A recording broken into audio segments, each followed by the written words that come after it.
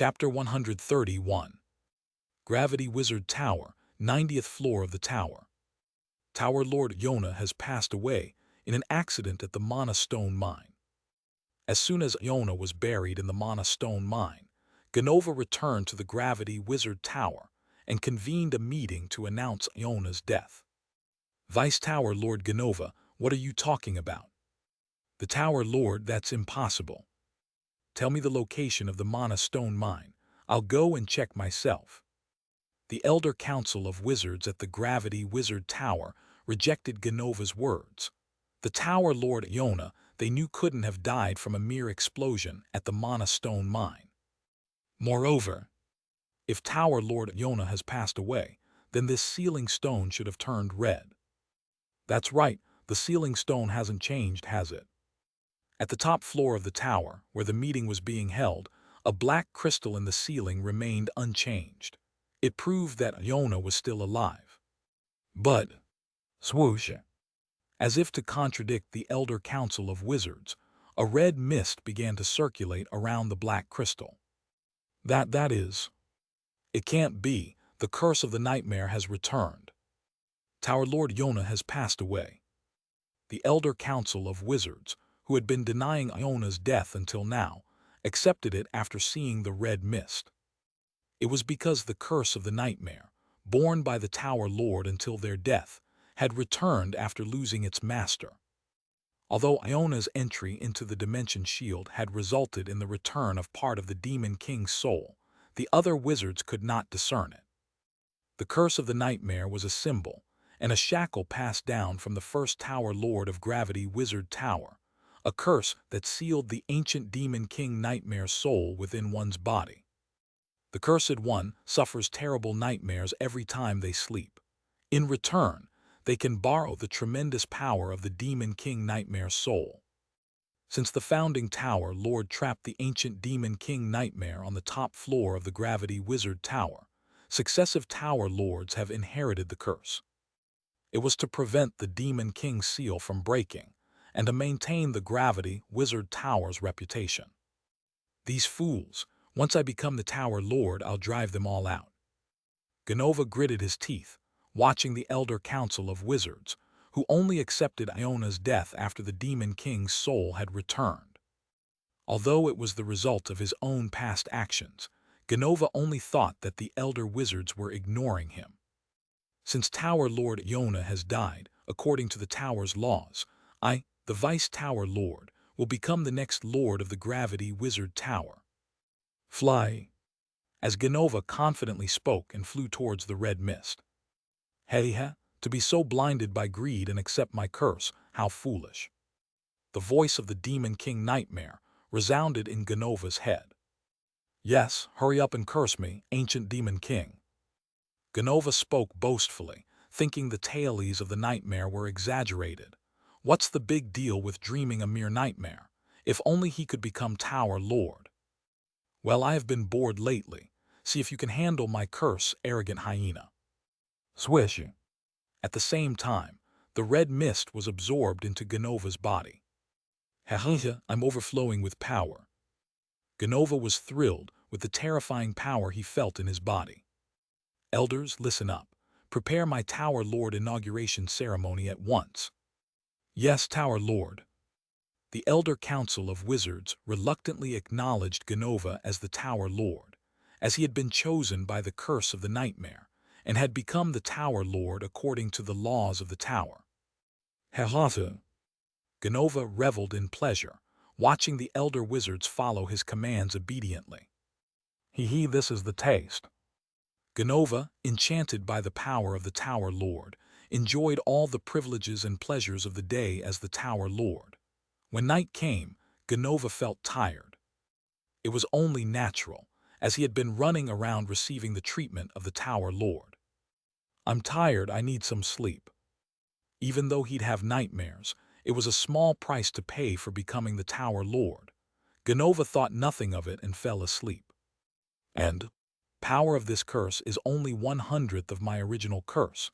You should last a few days. In the dream, Nightmare's voice was heard again. HMPH, it's just a dream, isn't it? Haha, enjoy your arrogance now. It will soon turn into screams. As Nightmare's words ended, Kraya, a black human-shaped monster appeared. HMPH, is this all you've got, Fireball? Ganova easily defeated the enemy. Krayak. But as time passed, the number of enemies increased, and they even became stronger. Around the time morning came, AARGH. Ganova woke up screaming. Shudder, shudder. The memories of dying in the nightmare were too vivid. He could feel the pain right up until his death. The enemies had deliberately tortured Ganova, slowly killing him. He had begged to be killed quickly. I have to go through this every time I sleep.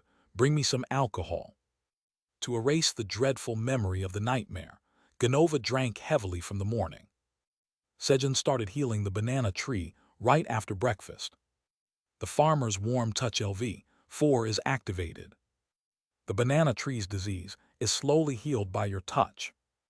While Sejun was healing the banana tree, flap flap, the golden bat sang as it did yesterday, boosting the energy of the banana tree. And then, meow meow meow. Theo, feeling a tremendous attraction in his front paw since yesterday, moved secretly away from the other animals.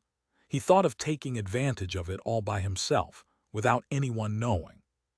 And if he brought it to Sejun, it will be me who monopolizes President Park's affection, meow.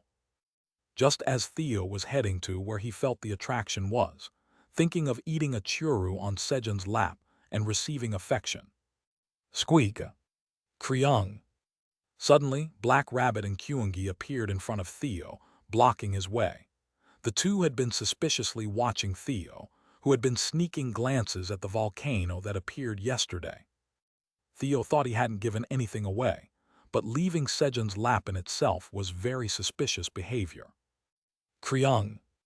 Big brother, where are you going? Puhuhu, I'm going treasure hunting, meow. Follow me, you too, meow. Now that he was caught, Theo decided to take his younger siblings with him. Honestly, going alone would be boring, and there might be something they could do. Squeaka. Kriung. Their eyes gleamed at the word treasure, and the Black Rabbit and Kyungi nodded vigorously, as if saying, We'll follow you. Follow me, meow. Squeaka. Kriung. So Black Rabbit and Kyungi followed Theo, and arrived at the entrance of the volcano created by the explosion of the Mana Stone mine. Squeaka. Kriung. Seeing the faintly glowing blue stones around the volcano, Black Rabbit and Kyungi thought they were treasures and began to rush to pick them up. That's not the treasure, meow. Theo, who had been focusing on the attraction, hurriedly stopped the two. The faintly blue glowing stones were just rocks that had absorbed the mana when it was released en masse from the Mana Stone mine. They would return to ordinary stones in a day or two, so they were useless. It was good to bring them, meow. Upon arriving, the attraction felt was not coming from one source but dozens.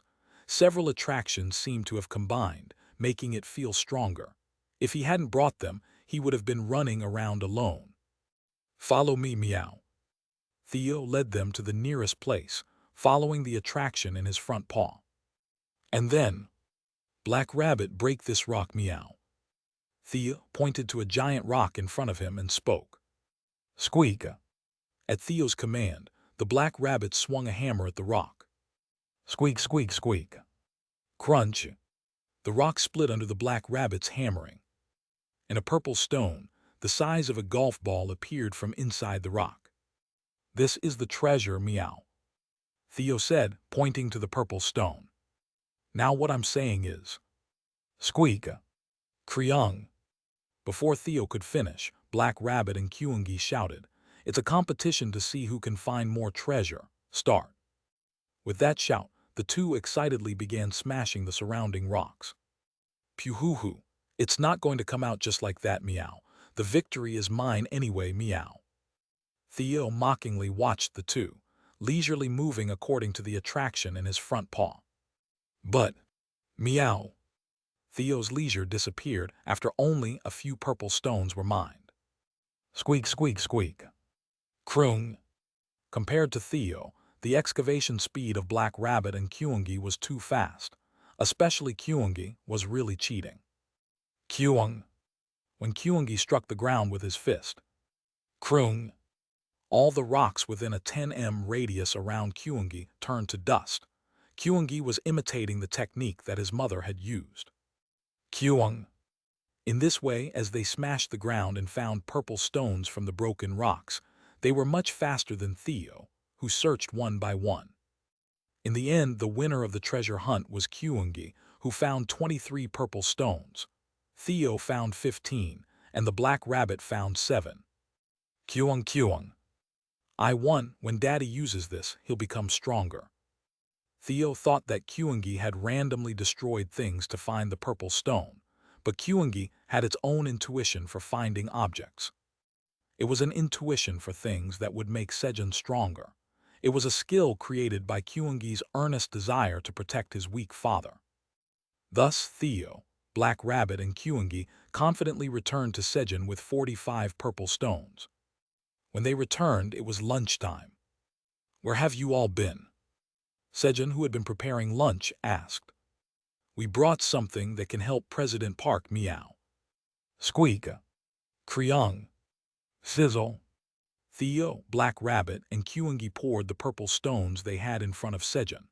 They were all different sizes, ranging from the size of a fingernail to the size of a fist. "What's this?" Sejun picked up a golf ball-sized purple stone and examined it. Intermediate skill stone.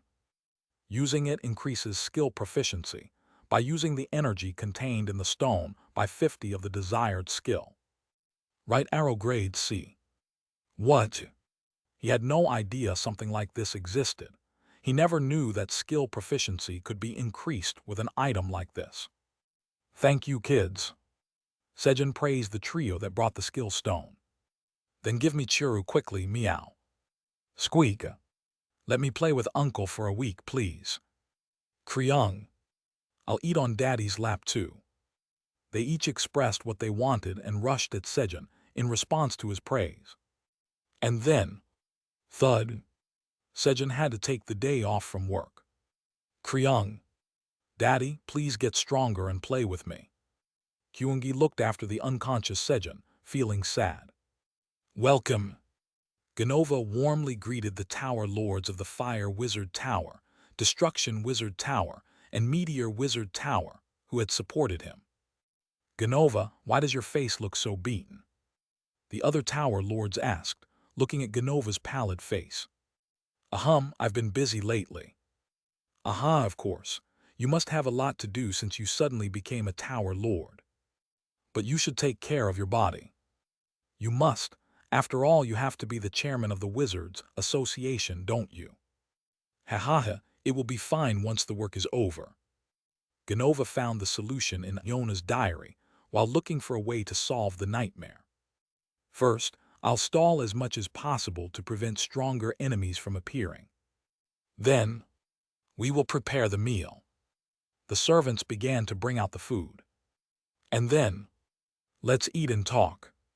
Ganova, who was hungry, spoke to the other Tower Lords, and as he lifted the lid covering the food, a being that should never be there was staring at Ganova. Kaiwo. It was the manifestation of a waking nightmare. Chapter 132. 1 hour before Yona appeared in front of Ganova. Kaiwo. Yona arrived at the entrance of the Gravity Wizard Tower. It's Tower Lord Yona." The tower's guards spotted Yona and called the wizard elders, who rushed to welcome her. "We thought you were dead." Of course, the Tower Lord would not leave us. "What about Ganova?" "That's what?" "He's meeting with other Tower Lords in the Tower Lords' room." "Other Tower Lords?" "Yes.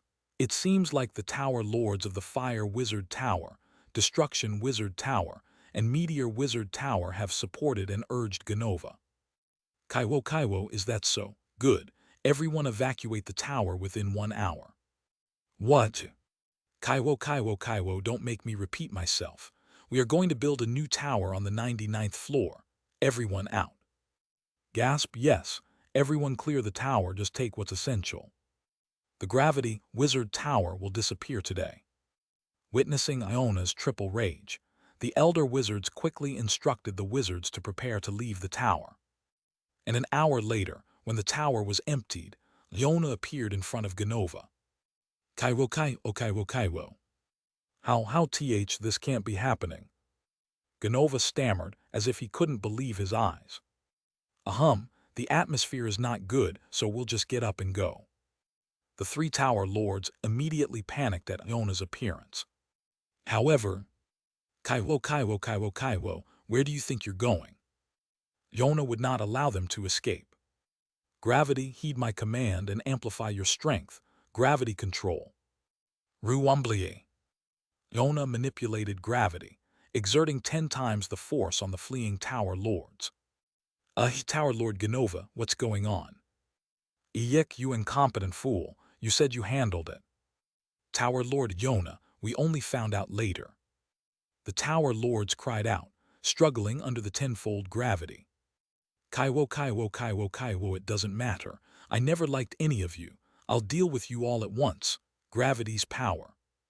These were the tower lords who always interfered with Iona's business at the Wizards Association. Iona began preparing her magic, drawing up her energy. We're going to die.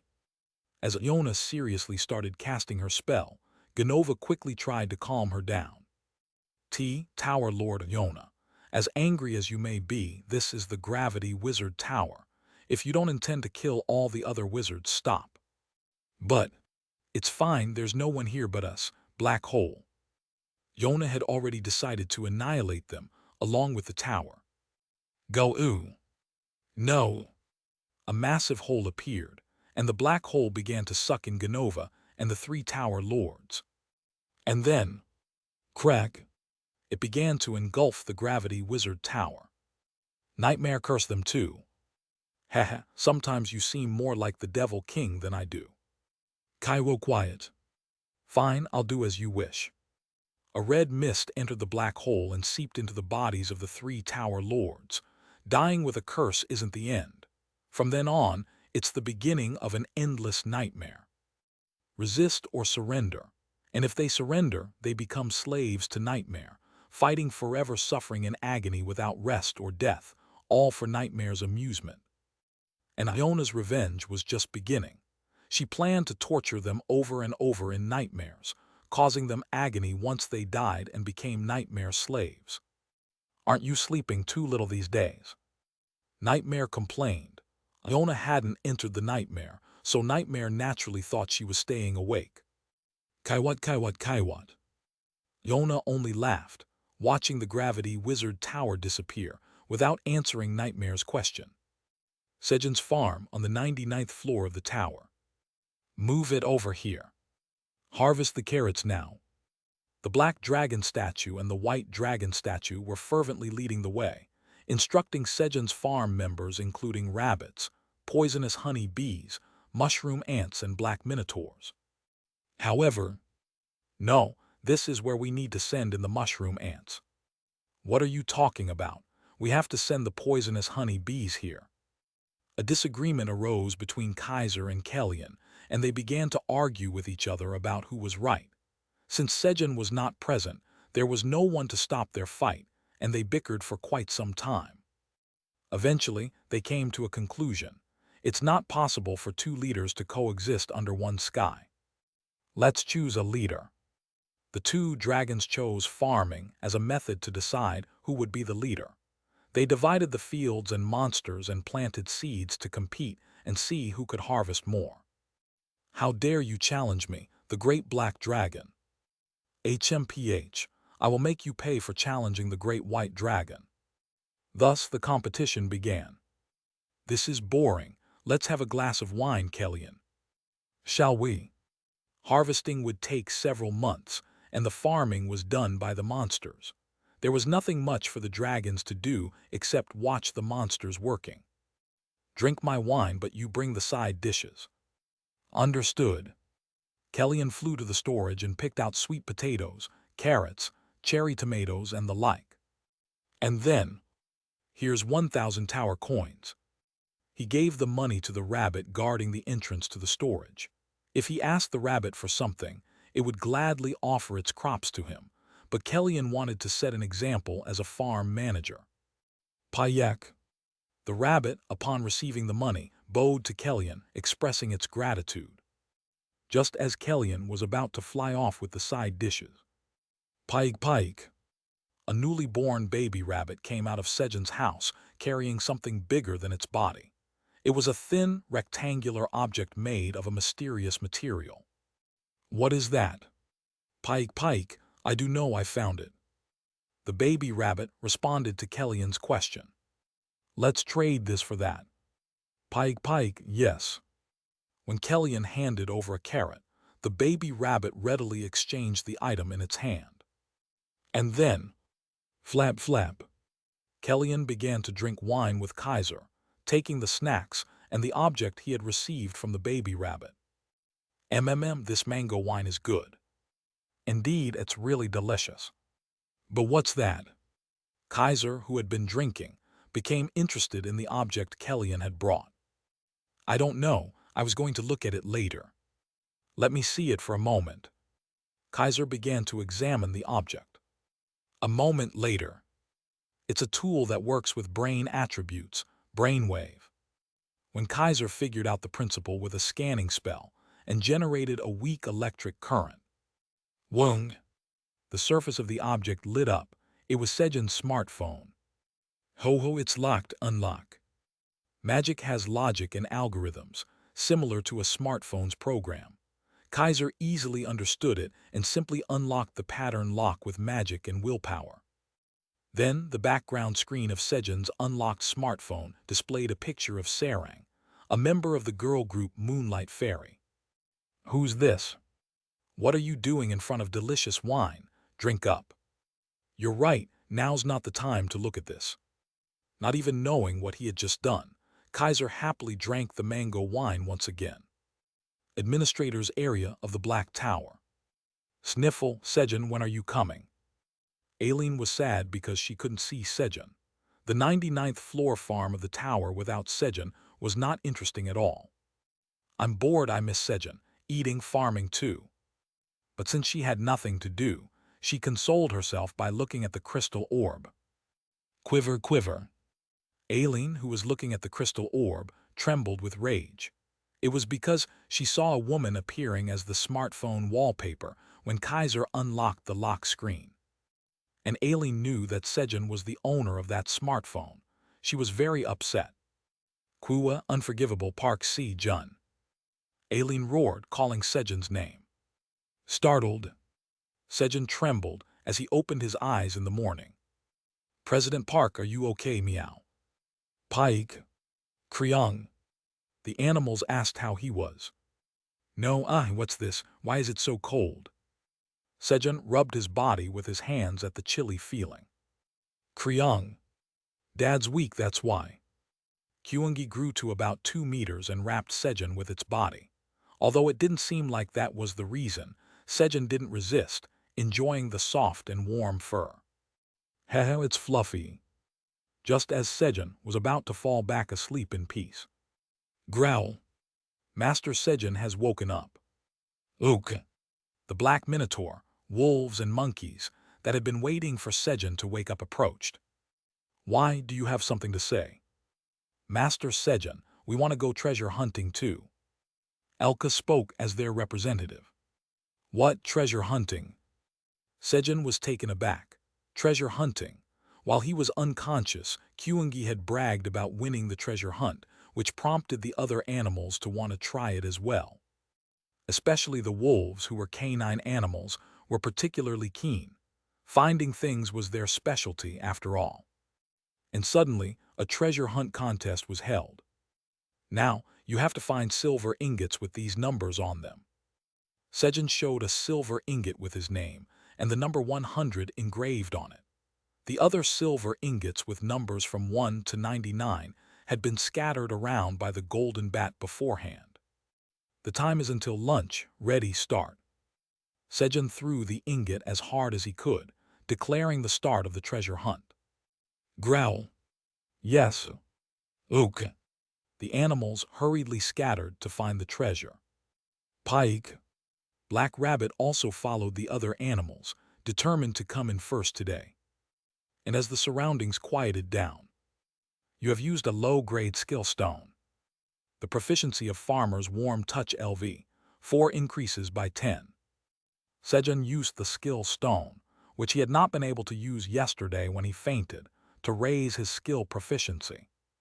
Originally, he wanted to raise the proficiency of the seed shop skill to increase the level and the variety and amount of purchasable seeds, but he could not use the skill stone on that skill. Thus, he used all 45 skill stones found by Theo, Black Rabbit, and Kyungi yesterday to raise the proficiency by 740, but sadly, the level did not increase.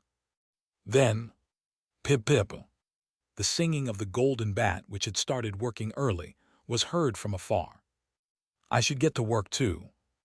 Sejun began to heal the banana tree. The Farmer's Warm Touch LV, 4 is activated. The banana tree's disease is slowly healed by your touch. But Representative Theo, do they sell land deeds in the shopping district too? Meow, I've never seen them, meow. I'll find out next time, meow. It was natural that Theo didn't know.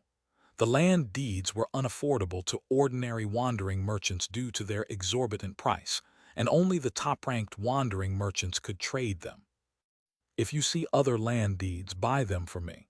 Especially if you see the land deed for the first floor of the tower, be sure to buy it. If he had the first floor land deed, he could go to the first floor of the tower. Got it, meow. But does President Park want to leave the tower, meow? Theo looked at Sejun with sad eyes, as if asking, are you going to abandon us? Huh? Sejun was startled by Theo's words. Kryung, take Kyungi with you, Dad. Hearing Theo's words, Kyungi clung to Sejun's leg. Don't worry, we're one, remember. I won't leave without you guys. Although he vaguely wanted to leave the tower, he didn't mean he was leaving. He had a home to return to here, and other family members too. Great, shall we shout our motto after a long time? We are one. We are one, meow. Kryung. We are one. On the 287th day of being stranded, Sejun, Theo, and Kyungi shouted their motto after a long time. Chapter 133. While Sejun was healing the banana tree, lunchtime arrived, and the animals returned after finishing their treasure hunt. As expected, the wolf tribe won a landslide victory by tracking the scent of the golden bat. Elka took first place with 5 silver ingots, followed by the Black Rabbit in second with 2, and the rest were the wolves with 85, the monkeys with 7, and the black minotaurs found 1, taking third place. Moo! Let us do it one more time.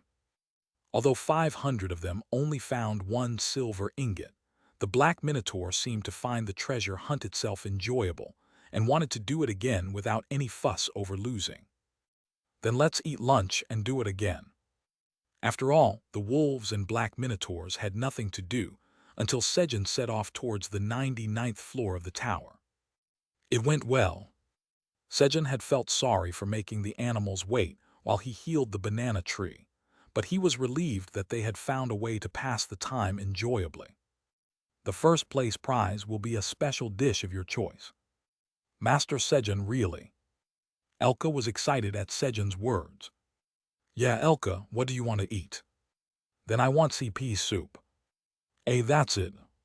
Since Sejun made CP soup almost every day, he asked again. Is that all you want? Yes, that's all I want. To Elka, CP soup was a meaningful dish, the first to feed the tribesmen's stomachs well. Perhaps because of the good memories from that time, Elka was always happy to eat CP soup. Okay, got it. Sejun didn't have to do anything special since CP soup was already on the lunch menu. Instead, he added special ingredients for Elka's efforts. Then, P-Pick, the Black Rabbit asked if there was a prize for second place. Of course there's a prize for second place, here. Sejun pulled out a box filled with 100 carrots from void storage space and gave it to the Black Rabbit. Pike. Black Rabbit, with an expression like it had the whole world, hugged the box of carrots and didn't know what to do. Then, moo, ook. Except for the wolves, whose attention was fixed on CP soup, the black minotaurs and monkeys salivated, looking at Sejun. What will you give us? Here's the third-place prize. Sejun gave 5 sun golden sweet potatoes, each to the monkeys who had found 1 silver ingot. Ook. The monkeys were thrilled to receive the golden sweet potatoes. They shone like sweet potatoes given by a god. They didn't taste much different from power sweet potatoes, but they had a visual impact. And then, Minotaur 1003, I'll give you 10 stacks of green onion leaves when we go to the 99th floor later. Moo. Minotaur 1003, the only black minotaur to find a silver ingot, was pleased with Sejun's words. Thus, the modest award ceremony of the first Sejun treasure hunt competition came to an end. Let's eat now. Since the other dishes were already prepared, only the soup needed to be served. This one's for Elka, the winner. Sejun handed over CP soup, generously filled with specially added ingredients and meat, to Elka. The third-place wolves, for reference, got only a meat-filled CP soup. Oh, isn't this a bone? Sejun had boiled wild boar bones from Red Ribbon's treasure vault in CP soup for Elka's portion alone. He thought that the wolf, with habits similar to a dog, would like the bone. Thank you. Elka eagerly started eating the soup. Slurp, slurp. After a few sips of soup. Chomp, chomp. After chewing the bone a few times. Grrr. The other wolves looked enviously at Elka. Let's eat too. Golden Bat, please start hiding the treasures ahead of time. The Golden Bat, acting as an organizing agent, had to hide the treasures first for the treasure hunt. Yes, leave it to me. Flap, flap. The Golden Bat flew away to hide the 99 silver ingots, and during that time, Sejun and the animals finished lunch and had a nap. Snore. Zee. Brrr. P. Theo and the black rabbit napped on Sejun's lap and Kyungi's leg, respectively. Then, flap, flap. The Golden Bat, having hidden all the silver ingots, returned and enjoyed the refreshing watermelon Sejun had sliced on ice cubes. Slurp. Above Sejun's head, who was wearing a straw hat, the bat happily sucked on the watermelon. And then, Zee. The Golden Bat, having finished eating, also settled on Sejun's head and started napping. So everyone took a sweet nap and then. Let's start the treasure hunt. The second Sejun treasure hunt competition began. Grrr. Moo. Only wolves and black minotaurs participated this time. The black rabbit hung on Sejun's back and slept, complaining about lack of sleep, and the monkeys wanted to play more, but they had to farm mangoes and watermelons. The farmer's warm touch LV4 is activated. The banana tree's disease is slowly healed by your touch. Sejun also started healing the banana tree again. 15 seconds later, the banana tree's disease has been healed. Your proficiency in farmer's warm touch LV4 has slightly increased. The banana tree grows slightly while you touch it. It's definitely faster now. Initially, he thought the healing speed had increased with the level of the farmer's warm touch, but there was an even bigger reason. Pip pip. The reason was the Golden Bat's song. The banana trees regained their energy by listening to the Golden Bat's song for several days, shortening Sejun's healing time. Thanks to that, it only took 10 to 20 seconds to heal a tree with the skill. I could probably heal 1,000 trees a day at this rate. Sejun looked at the Golden Bat with proud eyes. Pip pip, I was in the darkness. The one who pulled me was Sejun Tilda. Perhaps bored of singing the same song, the Golden Bat started composing its own. The content praised Sejun for pulling it out of the darkness. Sejun pretended not to listen, but paid close attention to the lyrics. This is embarrassing. Though embarrassed, he didn't stop the praising song. He didn't want to crush the ambition of a budding singer. It wasn't for personal satisfaction, Absolutely not. Then, do you like praise that much, Meow? Then I'll praise you, Meow. At this moment, Theo showed a sharp intuition. As Sejun's attention turned to the golden bat, Theo wanted to steal the spotlight. And President Park only praises money, Meow. He also praises working his subordinates hard without rest, Meow. And Theo started praising what he thought were Sejun's virtues. Is this an insult? Although Theo's praise was sincere to Sejun, it sounded like an insult. Representative Theo, eat this and be quiet. Sejun offered Theo a churu to shut him up. He didn't like feeling insulted. However, I'm not hungry, Meow, and I still have much praise left, Meow. Theo insisted on praising more. The keen intuition he had shown earlier was gone. Is he feeding me this? As Sejun's anger meter began to rise. PFFFD, my praise worked, Meow. Theo, looking at Sejun offering the churu, was sure that his praise had an effect and praised him more. And eventually, Theo's praise effect showed. Representative Theo, quickly go to the 99th floor of the tower, gather the crops, trade, and come back. Meow now, Meow. Yes, as you said, Representative Theo, I only care about money and make my subordinates work without rest. Meow. Even a backfire is an effect. Why, Meow? Why does he make me work after praising him, Meow? Theo began to pack his things in confusion. He was Theo, the good obedient cat who always did whatever Sejun told him to. Kaiwat, Kaiwat, Kaiwat. You all, dismantle the Fire Wizard Tower, Destruction Wizard Tower, and Meteor Wizard Tower and come to the 99th floor. I'll go ahead and get permission from the owner of the 99th floor. Iona spoke to the wizards from where the Gravity Wizard Tower, now just an empty plot, used to stand. Since the owner of the Wizard Tower had died, it was natural to dismantle the remaining 3 towers. The assets from the dismantled towers were to be used for the reconstruction of the Gravity Wizard Tower. Also, bring any wizard who wants to join the Gravity Wizard Tower. Understood, but will it be all right? The Minotaur King might not easily permit the construction of a tower on the 99th floor. It'll be fine, and the current owner of the 99th floor is not the Minotaur King. What, has the owner of the waypoint changed? I haven't heard such news. The elder wizards looked grave at Iona's words. The Minotaur King was known as the strongest in the Black Tower. How could they not have known that the ownership of the waypoint had changed? Not knowing such important information indicated a problem in the Wizard Tower's ability to gather information. In addition to that, there are currently 500 Black Minotaurs heading down, with all the information of the Wizard Tower's informants concentrated on the 99th and 77th floors. It was a truly serious problem that no information had come in. That's not it.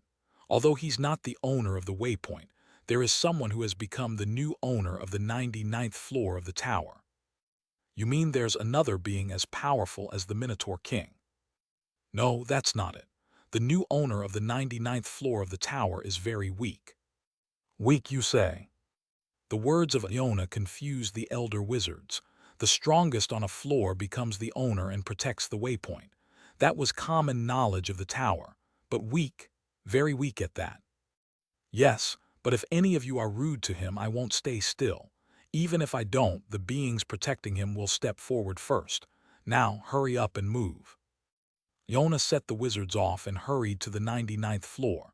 There was an order to things. First, she had to get permission from Kaiser and Aileen to build the wizard tower. Aileen gave her permission. Of course, I permitted as well. It was troublesome enough managing the farm, having to chase away the occasional fire ants and extend the water canals as the fields expanded.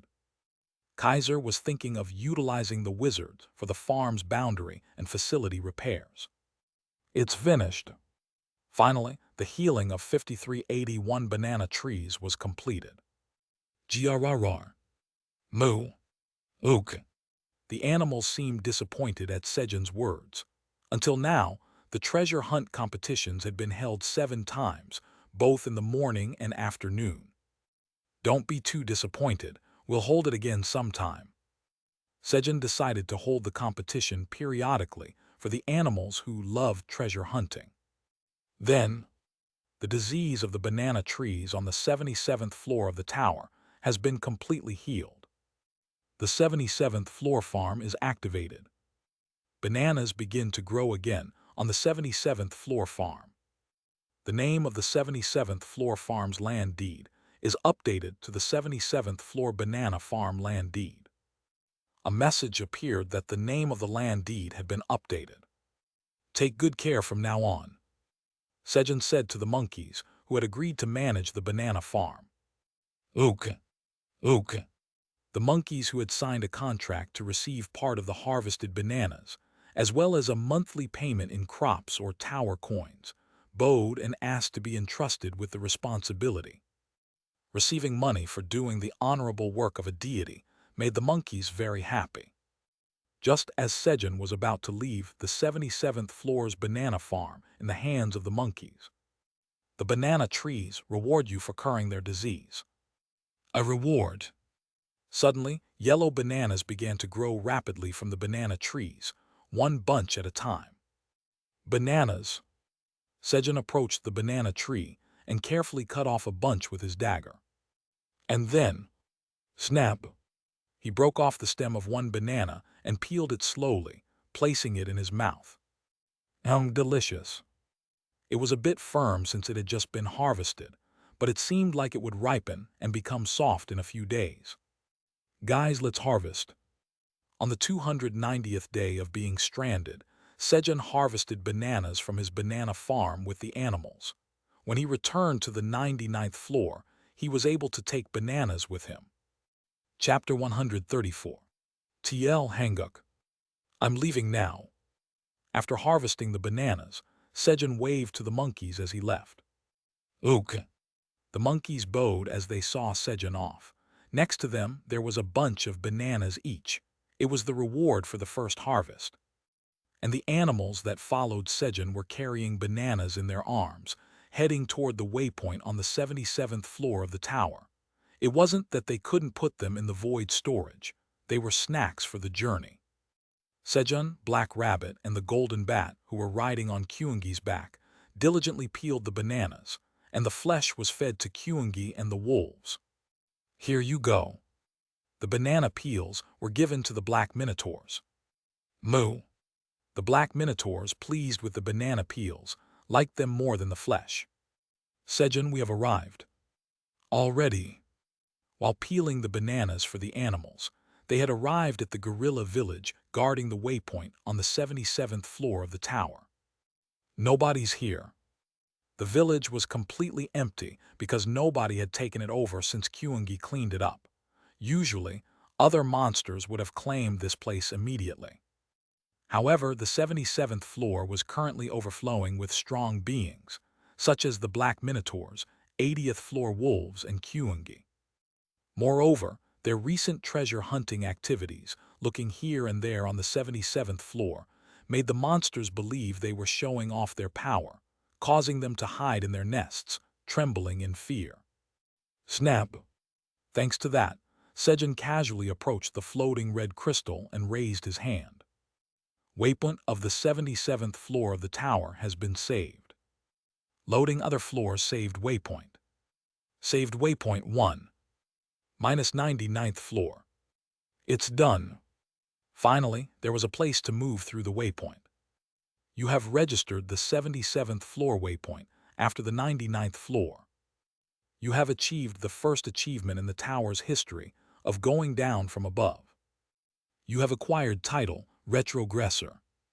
Retrogressor. As Sejun was about to check the title, there is no being guarding the 77th floor waypoint currently. As a mid-level administrator of the Black Tower, you can appoint a boss to guard the 77th floor waypoint. I can appoint a being to guard the waypoint. Sejun pondered. Since there was a banana farm on the 77th floor he would frequently visit, wouldn't it be more convenient if someone from their side managed it? Elka, bring the monkey village chief. Yes. Elka rushed to the monkey village and called for the village chief. Sejun intended to charge a registration fee later when he allowed hunters to register at the waypoint, so the boss guarding the waypoint didn't need to be strong. However, thud thud, ugh. What Elka brought was a gigantic monkey. The monkey village chief was surely petite, about 1 m tall, but he had grown to 2 m with a muscular body in just a few hours. Unbeknownst to Sejun, they were a species called banana monkeys, and they grew stronger by eating bananas. When the banana trees were healthy in the past, they had dominated the 77th floor. As a result, the plan to station the wolves here was quickly abandoned. From now on, you guard this waypoint. As Sejun appointed the monkey village chief as the 77th floor waypoint boss. The banana monkey, Ukil, has been appointed as the being to guard the 77th floor waypoint. Uk. Thud. The banana monkey tribe's chief, Ukil, bowed deeply, moved by Sejun's favor.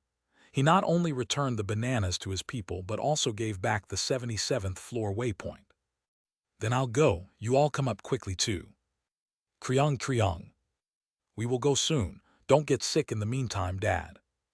After appointing the 77th floor's boss, Sejun spoke to Ukil and the animals and selected the 99th floor as the destination. Poof! Sejun disappeared in an instant. And then, Kriong. Let's go quickly. Moo. Kyungi and the Black Minotaurs went to the 99th floor. Pike. Let's go. Black Rabbit and the wolves moved to the 55th floor. A moment later. Woohoo! Realizing the strong beings had left, the orangutan tribe's chief gathered his followers and challenged Ukil, the boss of the 77th floor waypoint, but Ukil, having eaten a banana, was truly strong. Thwag thwag. Ukil quickly overpowered the orangutan tribe's chief. Other tribal chiefs challenged him afterward, but no one could defeat Ukil. What's the situation in Africa? Han Tijun asked while video calling with Ngugi. Currently, about half of Nigeria and Cameroon have been occupied by locusts. Already? Yes, because of the grain that was in the food warehouse in Lagos port. The locusts had devoured all the food that had been loaded for export in the harbor. Despite having an abundance of food, their reproduction rate was incredible. The number, which was several 100,000, had increased to nearly 1 billion in just a few days. Also, yellow spots are starting to appear on the bodies of the locusts. It seems like evolution is approaching. Han Tijun had heard from Theo that when the number of locusts increased, their color would change and they would evolve. And when they evolved, it became really tough. When they were green locusts, there was no difference from regular grasshoppers, and even a child could easily kill them. But when they evolved into yellow locusts, they became so strong that even an adult couldn't easily kill them. For now, it might be a good idea to cut the leaves of the sturdy blade green onions and create a defense line around the border of Nigeria and Cameroon. Understood. I will hurry and rescue the people and build the defensive line. Ngugi quickly responded and quickly hired workers to start cutting the sturdy blade green onion leaves planted in Kenya. Whirring. Hundreds of machines were used to cut the leaves and transport them to the borders of Nigeria and Cameroon to create a defense line to prevent the locusts from escaping. But some of the locusts had already boarded ships at the harbor and were spreading to other countries. You have arrived on the 99th floor of the tower. Moo. The Minotaur King, who had been guarding the waypoint, greeted Sejun. Yes, long time no see. Sejun briefly exchanged greetings with the Minotaur King and then hurried to the farm, riding on the Black Minotaur 12. Just then, the tower's administrator says she's glad you're back. Yeah, was Aileen doing well too? The tower's administrator says she has not been doing well. Why? As soon as he asked, Sejun realized his mistake. He felt a dreadful chill from the message. I shouldn't have asked. While Sejun was shivering on Minotaur 12's head from ominous feelings, the tower's administrator asks who the woman in the brain attribute object you carry is. Aileen asked, using difficult words. Brain attribute what? The tower's administrator yells, who's that woman? Sejun could feel deep anger from the message. That woman. While talking to Aileen. Well. Minotaur 12, sensing the gravity of the situation, quickly ran and left Sejun at the farm before hurrying back. And then, by brain attribute object, you mean a smartphone. Looking at the screen of the turned-on smartphone, he could see who the woman Aileen was talking about was. The woman in this picture is Sarang, a member of the girl group Moonlight Fairy. The tower's administrator anxiously asks, what's your relationship with her? What relationship? No relationship at all, just a fan. The tower's administrator asks what a fan is. ZZZT. Kaiser was glaring at Sejun from the side. One wrong word here could send him straight to the afterlife. He had to explain properly. Someone who supports and cheers for them to do well. The tower's administrator says she understands. What, really? The misunderstanding was cleared up much more easily than he expected. The tower's administrator says a fan is someone who supports and cheers for a pitiful person to do well. In the background, Sarang was wearing ripped skinny jeans, and the top was a loose hoodie. From Aileen's perspective, who didn't know Earth's fashion, Sarang couldn't even afford enough money to buy a scrap of clothing, so she was a beggar who wore torn pants and picked up a top that could be worn for the time being. That's right, yes, that's it. You could say it's similar. Sarang wasn't very popular when he first became a fan. Maybe she was a little pitiful. The tower's administrator says she's sorry for the misunderstanding. No, it's okay. These things can happen. More than that, I brought this for Aileen. It's called a banana. Sejun quickly changed the subject. The tower's administrator says thank you. The tower's administrator asks you to change the smartphone's wallpaper to her picture later. Sure, why not? I'll take a good picture of you later. Sejun gladly agreed. He thought it would be cool to have a picture of a giant black dragon as the wallpaper. The tower's administrator is pleased. Thus, having safely overcome the crisis, Sejun planted mango and watermelon seeds in the field in front of his house that he had brought from the 77th floor of the tower. Since he had collected all the seeds from all the mangoes and watermelons that the animals had eaten, there were about 200 mango seeds and 3,000 watermelon seeds. Swoosh! Grow well. As Sejun watered the spot where he planted the mangoes and watermelons, cheering for the seeds to grow well. Kryung. Daddy, I'm here. Kyungi arrived and hugged Sejun's leg. How did you get here so fast? Even for fast, it was too fast. Then, Kaiwat. I rode the Lightspeed merchant route with him. Hidden behind Kyungi, Iona peeked out her head and spoke. Having received permission from the dragons to build a wizard tower on the 99th floor, Iona immediately went down to the 77th floor to get Sejun's permission and met Kyungi there, and they came up together after hearing that Sejun was on the 99th floor. Sejun, I have something to tell you. What is it? Iona began to talk about building a wizard tower on the 99th floor. Tower 75th floor shopping district. Where do I purchase the land deeds, meow? After quickly completing trades with the hunters, Theo was wandering around the shopping district, asking where to buy land deeds. Just ask at the Wandering Merchant Association's headquarters. They usually handle land deed trades. Thank you, meow. Having obtained the information, Theo expressed his gratitude and hurried toward the Wandering Merchant Association's headquarters when. However, the mediation fee is a bit expensive, and only the elite wandering merchants can purchase land deeds. How about it? I was thinking of selling my land deed. Want to trade directly with me? A snake-faced merchant kindly explained and asked Theo. However, I refuse, meow. Theo firmly refused. All right, the fee is a 1 or 2 coin. What? The snake merchant, who did not expect Theo to refuse, was taken aback. President Park told me not to trade with overly friendly merchants, meow. And I'm about to become an elite wandering merchant, meow. Theo said so, and headed for the Wandering Merchant Association's headquarters. And then, promote me to an elite wandering merchant, meow. He boldly shouted in front of the employee. The promotion condition for becoming an elite wandering merchant was 10 million tower coins. However, his total accumulated sales amount had exceeded 15 million tower coins through trades as of today, easily meeting the conditions to become an elite wandering merchant. However, it's not possible. Why, meow? He was refused. Chapter 135, What's That? TL Hanguk. Theo, you're still unqualified. What are you talking about, meow? I've already met the conditions of an elite wandering merchant. Are you ignoring me, meow? Theo became angry at the employee's words, feeling that he was being dismissed. He was clearly being treated like a fool. Such treatment was unbearable, meow.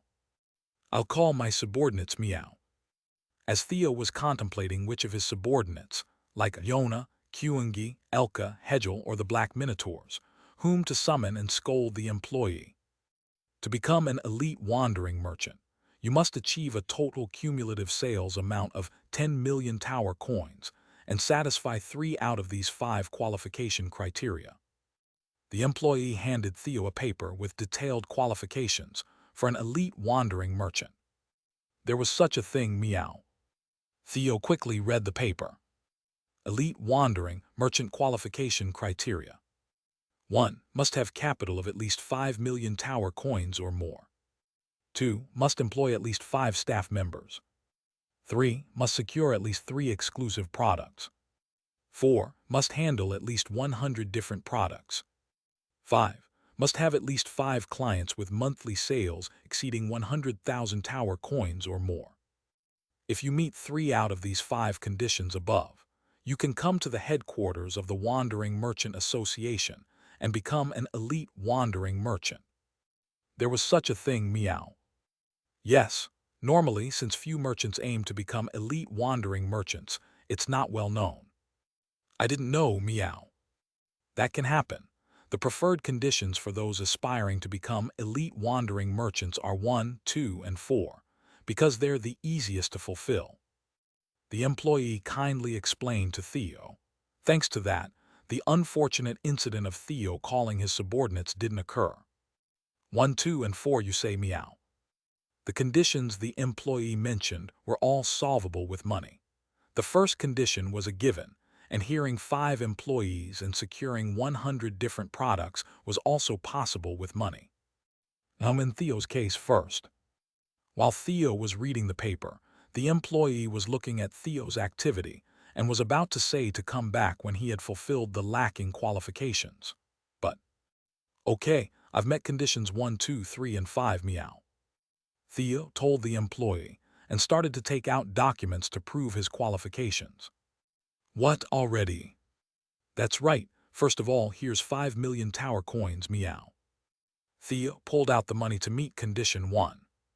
Then, here's the employment contract, meow. He also pulled out the contract with the cat interns. A total of 8 cats were employed, easily meeting condition 2. These are crops with item effects, meow, and these are my regular clients, meow. Sejun's crops exceeded 10, satisfying the condition for 3 exclusive products. Additionally, Theo had many regular guilds and hunters, surpassing 20 clients with monthly sales of over 100,000 tower coins. So when Theo met conditions 3 and 5. Wow, that's amazing. The employee looked at Theo with awe, as he had never seen a wandering merchant fulfill the requirements so quickly. Fuhaha, of course, meow, I'm impressive, meow, because I am the Great Black. Theo began to boast, trying to reveal his identity. However, excuse me for a moment. The employee quickly ran off somewhere. Meow, where are you going without hearing my introduction, meow? When Theo was again frustrated at not being able to properly introduce himself. Here is a badge proving that you are an elite wandering merchant. The employee came back with a golden badge. From now on, you can apply for and use the Lightspeed Merchant route. Will you apply? The application fee is 100,000 tower coins. Here it is, meow. Theo readily paid the 100,000 tower coins. He was now rich, receiving hundreds of thousands of tower coins in incentives from Sejun.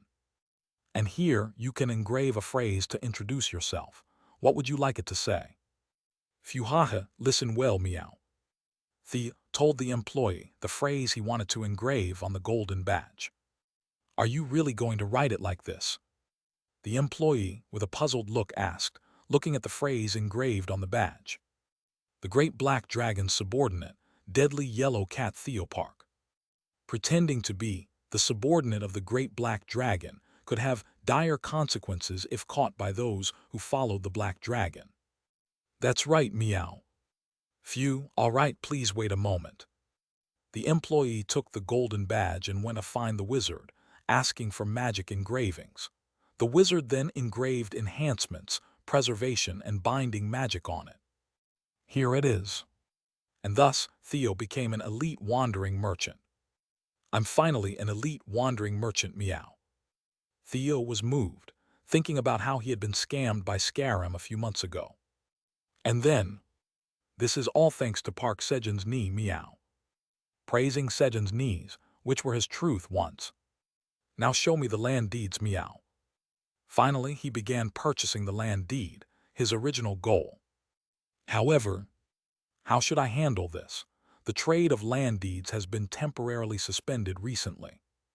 What are you talking about, meow?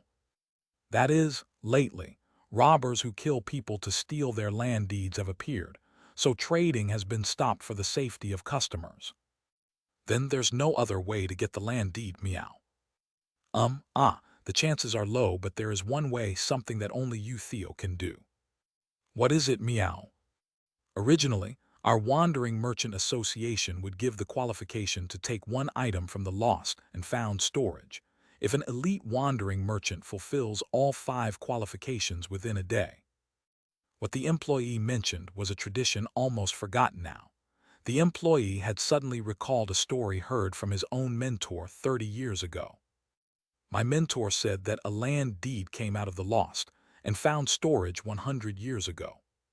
So at that time, many merchants were keen to meet the 5 conditions to enter the lost and found storage, but it quickly waned because the lost and found storage of the association gathered only ambiguous items that didn't make money, despite all efforts. I'll do it, meow. Theo realized that it was time for his front paws to shine again. Just wait a moment, meow. Theo hurriedly went outside to buy 100 different items to fulfill the 4th requirement. Give me a discount, meow. Of course, haggling 3 times was a basic requirement. An hour later. Here are the 100 different handled products, meow. Theo purchased the goods and returned to the association headquarters, meeting all 5 conditions of an elite wandering merchant. Congratulations, follow me. The employee took Theo to the stone-built lost and found storage behind the headquarters. The building seemed so sturdy that not even strong magic could bring it down. Who goes there? A giant rhinoceros guard, guarding the lost and found storage, approached the employee and Theo with his spear. Hello, Sir Taru. My name is Sejun, a headquarters employee. I brought Theo, who has earned the right to enter the lost and found storage according to our tradition. Tradition A, interesting, very well. Thud. Taru opened the giant door to the lost and found storage. Whoosh. The torches inside lit up. Enter. Since you're the first in almost 100 years, I'll allow you to take 2 items. Thank you, meow. Then let's make it 3, meow. Theo subtly added one more to Taru's generosity, feeling several attracting forces on his front paws as soon as the door opened. What? Haha, you're bold, fine, let's make it 3. Since one would only come out with garbage items from the storage without luck, Taru happily granted the request. Thank you, meow. Theo happily dashed into the lost and found storage. You're going to build a wizard tower on the 99th floor. Yes. Okay, I'll allow it. There was no reason to oppose it. Rather, having wizards reside there would help them in requesting magical assistance for farming when needed. Kaiwat Kaiwat Kaiwat. Yona squealed with delight at Sejun's approval. But have you decided where to build the tower? Yes, I'm thinking about the south. The south? Yes. Yona planned to wipe out the fire ants and build a wizard tower there. How many people? About 300 people, but it might increase. As Sejun and Yona were having this conversation, Kriung, next to them, Kyungi, who was bored from waiting, started to eat a banana from his snack pouch. It was the last saved banana. Kaiwan, what's that? As the sweet smell of the banana spread, Iona asked, looking at the banana. It's a banana, want to try? Sejun picked up a banana from the void warehouse, peeled it, cut it into small pieces and gave it to Iona. Thank you. Iona thanked Sejun and took a big bite of the banana. Then, Kaiwat Kaiwat Kaiwat. With cries of joy, Iona, with her short arms and legs, hugged the banana tightly and began to eat it eagerly. At that moment, Kriung Kriung. Having finished its own banana, Kyungi sneaked into Sejun's void storage, eyeing the bananas inside. Creak. Unaware that Kyungi had gone in, Sejun closed the door to the void storage.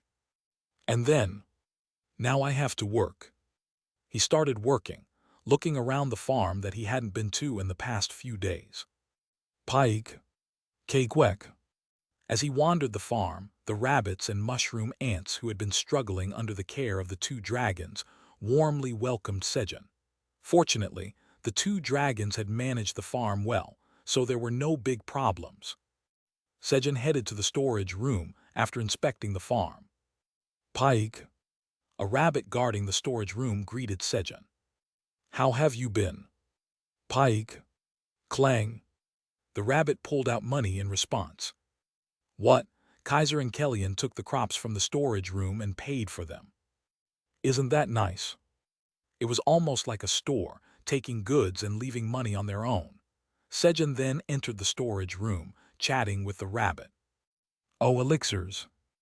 As he examined the crops, he discovered precious elixir mushrooms grown by the mushroom ants at the back of the storage.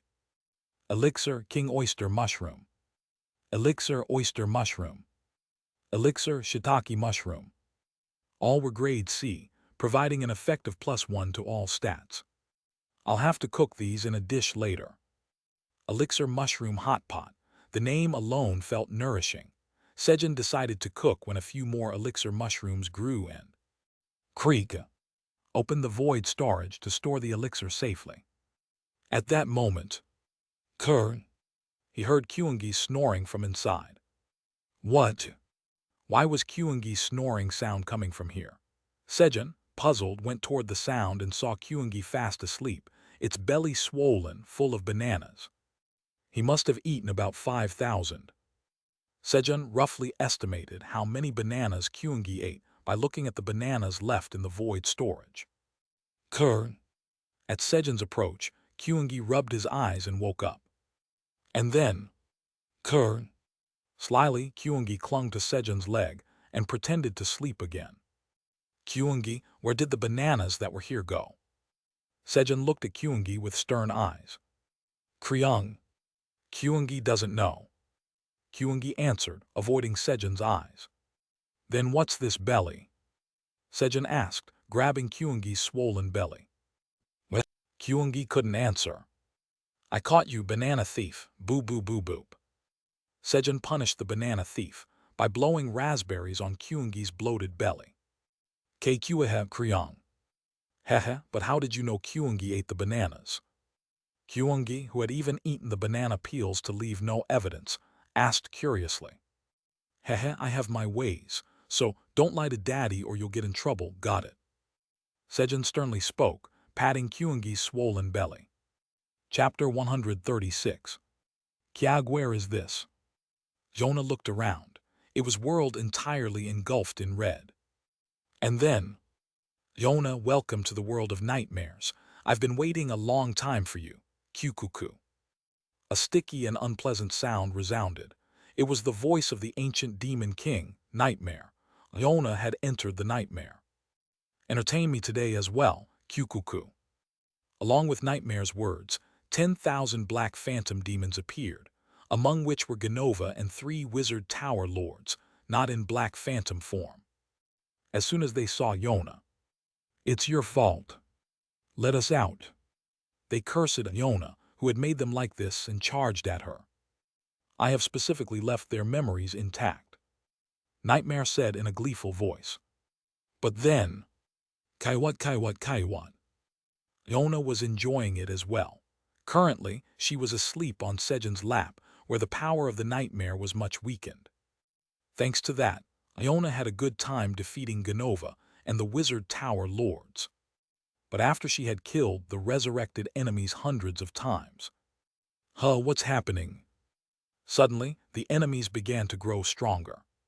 Why? She couldn't figure out the reason. All she could do now was endure this nightmare.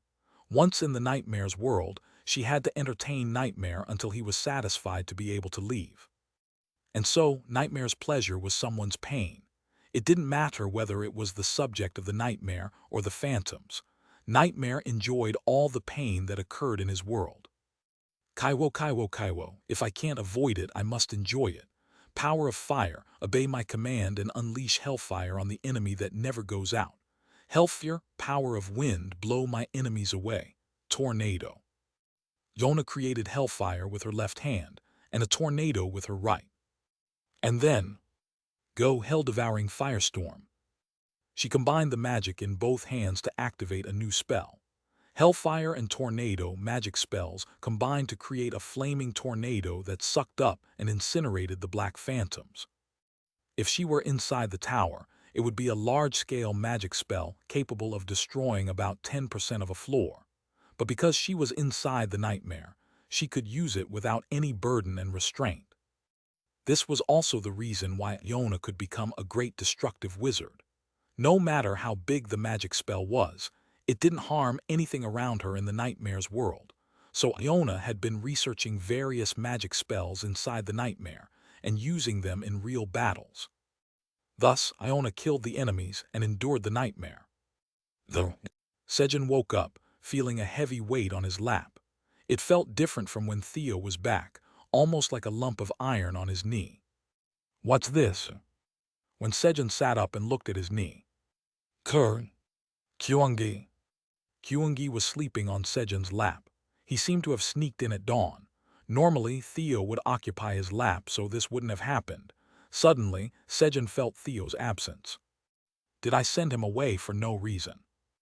At that time, I sent him away in anger, but still, he had to trade sometimes. As Sejun tried hard to rationalize his decision, when Kaiwo. He heard Iona's angry cry from the floor. It seemed Kyungi had pushed her out. Otherwise, it wouldn't make sense, because Iona used an adhesive magic spell before sleeping. Kyungi, this kid, he's going to get hit by Iona if he does things like this. Sejun knew that if Iona found out Kyungi pushed her off, she might take him somewhere remote and hit him with magic. She might even hit him with a meteor magic spell. I don't want to see that. Sejun quickly picked up Iona and put her back on his lap. Kaiwat. Her cry quickly turned happy. Then, croong, thump, thud. Seeing something next to him, Kyungi kicked Iona off with his foot. It wasn't a push, but a kick. If Iona found out, she might really hit him with a meteor. Thanks to that, Sejun discovered that Iona had put a shield spell around herself. Kyungi, wake up. Croong. Lie down and sleep beside Daddy. With no other choice, Sejun woke Kyungi up, laid him down next to him, and gave his lap to Iona. Kaiwat. Sure enough, Iona only made angry cries when not on his lap. Croong. It would be nice if Dad patted me. Lying next to him, Kyungi grabbed Sejun's hand, placed it on his belly and spoke. All right. Pad. As Sejun patted Kyungi's belly. Croong. Daddy, sorry for eating all the bananas today. Kyungi apologized in a sleepy voice for what had happened during the day. It seemed to be bothering him, which was why he came at dawn. It's okay, but next time tell Daddy before you eat, okay? Kroong kroong. I understand, I'm happy. As Sejun said it was okay, Kyungi made a contented smile and fell back asleep. But Sejun, who had put Kyungi to sleep and then fell asleep again, woke up stretching. When he woke up, neither Kyungi nor Yona were there. Ouch, my whole body hurts.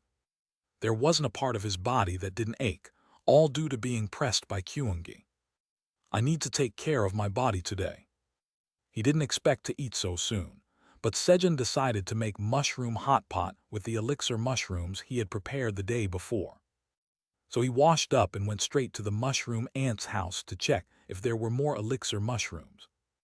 As Sejun approached the mushroom ant's house, he saw several huge buildings with massive mushroom heads. The houses were shaped with openings in between the mushroom heads to allow entry and exit. Kwek. The mushroom ants greeted Sejun as he arrived at their home. The ants approached Sejun, encouraging him to harvest the mushrooms on their backs. Yes, glad to see you, but I came to pick the elixir mushrooms today. Do you have any? Kwek. The mushroom ants were disappointed at Sejun's words, drooping their antennae. None. No, it doesn't have to be the elixir mushrooms. What? Is this the button mushroom I wanted to eat? Seeing the disappointed mushroom ants, Sejun's heart softened, and he harvested the mushrooms from their backs, exaggerating all the while. Kwek. Thanks to this, the mushroom ants, who became happy, offered their backs so Sejun could pick more mushrooms.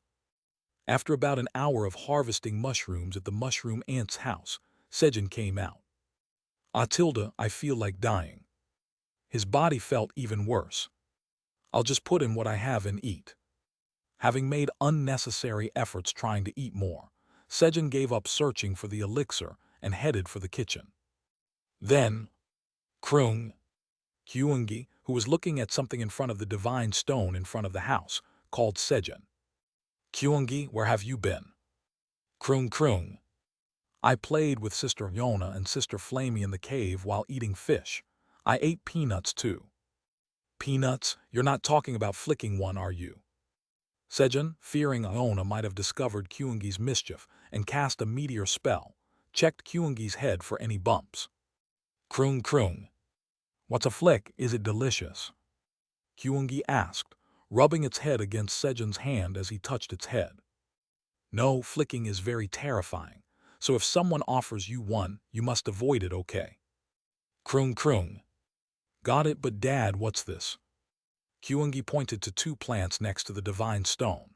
On each plant were black, yellow, red, green, and blue beans, each one colored differently. These are the 5 colored beans I planted. They grew so fast.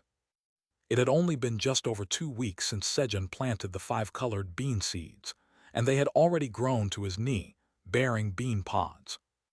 Do beans usually grow this fast? Sejun plucked the bean pod, looking puzzled. The bean pod was plump, and it seemed like it contained seeds inside. And when he opened the bean pod, you have acquired 4 5-colored beans. You have acquired a sturdy stamina red bean. Your proficiency in harvesting LV6 has slightly increased. You have acquired 700 experience points. There were other beans inside besides the 5-colored beans. Sturdy stamina red bean. He examined this bean with an odd name, along with the 5-colored beans. 5-colored bean. Right arrow, a bean with 5 different colors grown inside the tower. It delicious, having absorbed enough nutrients. Cultivated by a farmer skilled in farming, improving taste and efficiency. Right arrow, when planted, it increases the fertility of the surrounding land. Right arrow, occasionally, you can harvest 5 different beans with special abilities. Right arrow grower, Tower Farmer Park Sejun. Right arrow expiration date, 90 days. Right arrow grade C. Special abilities. It must be referring to the oddly named red bean. Sejun examined it too. Sturdy stamina red bean. Right arrow, a red bean grown inside the tower. It's delicious, having absorbed enough nutrients. cultivated by a farmer skilled in farming, improving taste and efficiency. Right arrow when consumed, stamina increases by 100% for 1 minute. Right arrow, it's a bean that doesn't sprout when planted. Right arrow grower, Tower Farmer Park Sejun. Right arrow expiration date, 90 days. Right arrow grade C. 100%. Although the duration was only a minute, the fact that it could double the stat was astonishing. He had agonized over spending 10,000 tower coins to buy it from Raccoon Chief Emil in the first place. It turned out to be a great deal. Sejun then proceeded to pick the bean pods from another 5-colored beanstalk, harvesting the beans. This time, he got 4 5-colored beans and 1 sturdy strength yellow bean. The sturdy strength yellow bean naturally had the effect of increasing the strength stat by 100% for 1 minute. Sejun immediately planted 8 5-colored beans near the divine stone. A benefit of farming was that you could plant and multiply anything good. After planting the 5-colored beans, he thought, "Shall I try one?" Squish a squish. Sejun chewed and swallowed the yellow and red beans. Although they had a raw taste at first, the more he chewed, the richer the flavor became. You have consumed a sturdy strength yellow bean that boosts strength. Strength stat is increases by 100% for 1 minute. Strength stat has increased by 20.8. You have consumed a sturdy stamina red bean that strengthens stamina. Stamina stat is increases by 100% for 1 minute. Stamina stat has increased by 21. Right after eating, he felt his stats rise, his strength surge, and his body becoming stronger. And then, shall I hug our little Kyungi? With his increased strength and stamina, Sejun confidently reached out to Kyungi. However, Krung, if I do that, Dad will die. Kyungi hesitated, refusing to be embraced. It's okay, come gently into Daddy's arms. Thump thump, Sejun said, patting his chest. Though his stats had doubled, he was still afraid to hug too tightly. Krung. Okay.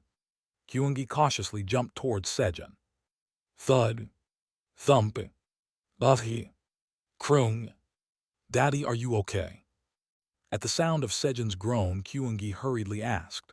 Fortunately, his strength had surpassed 40, so the power, indestructible body, wasn't activated.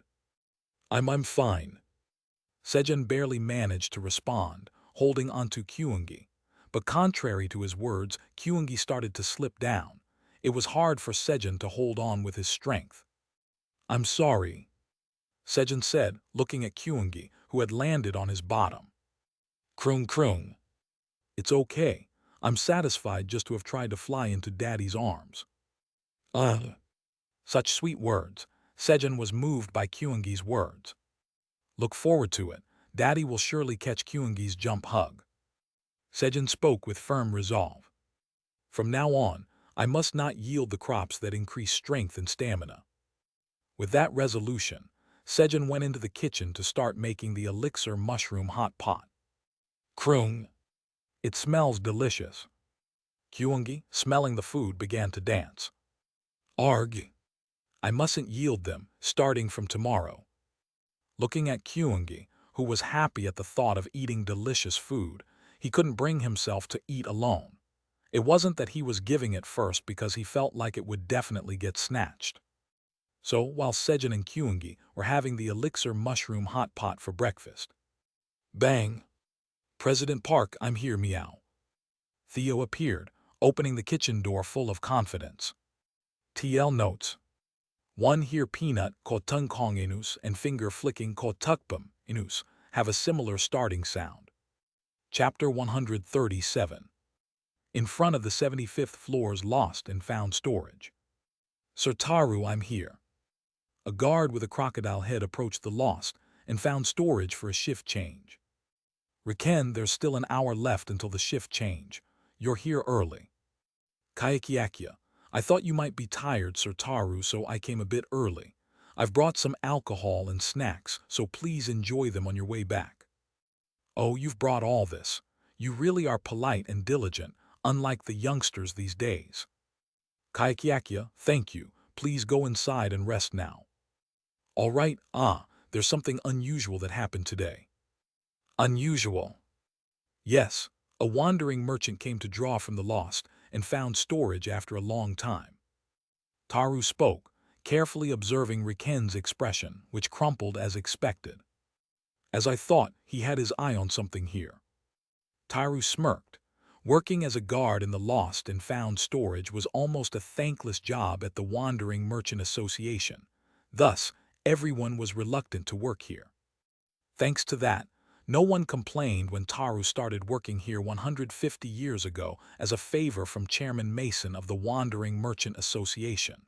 Rather, they were all relieved.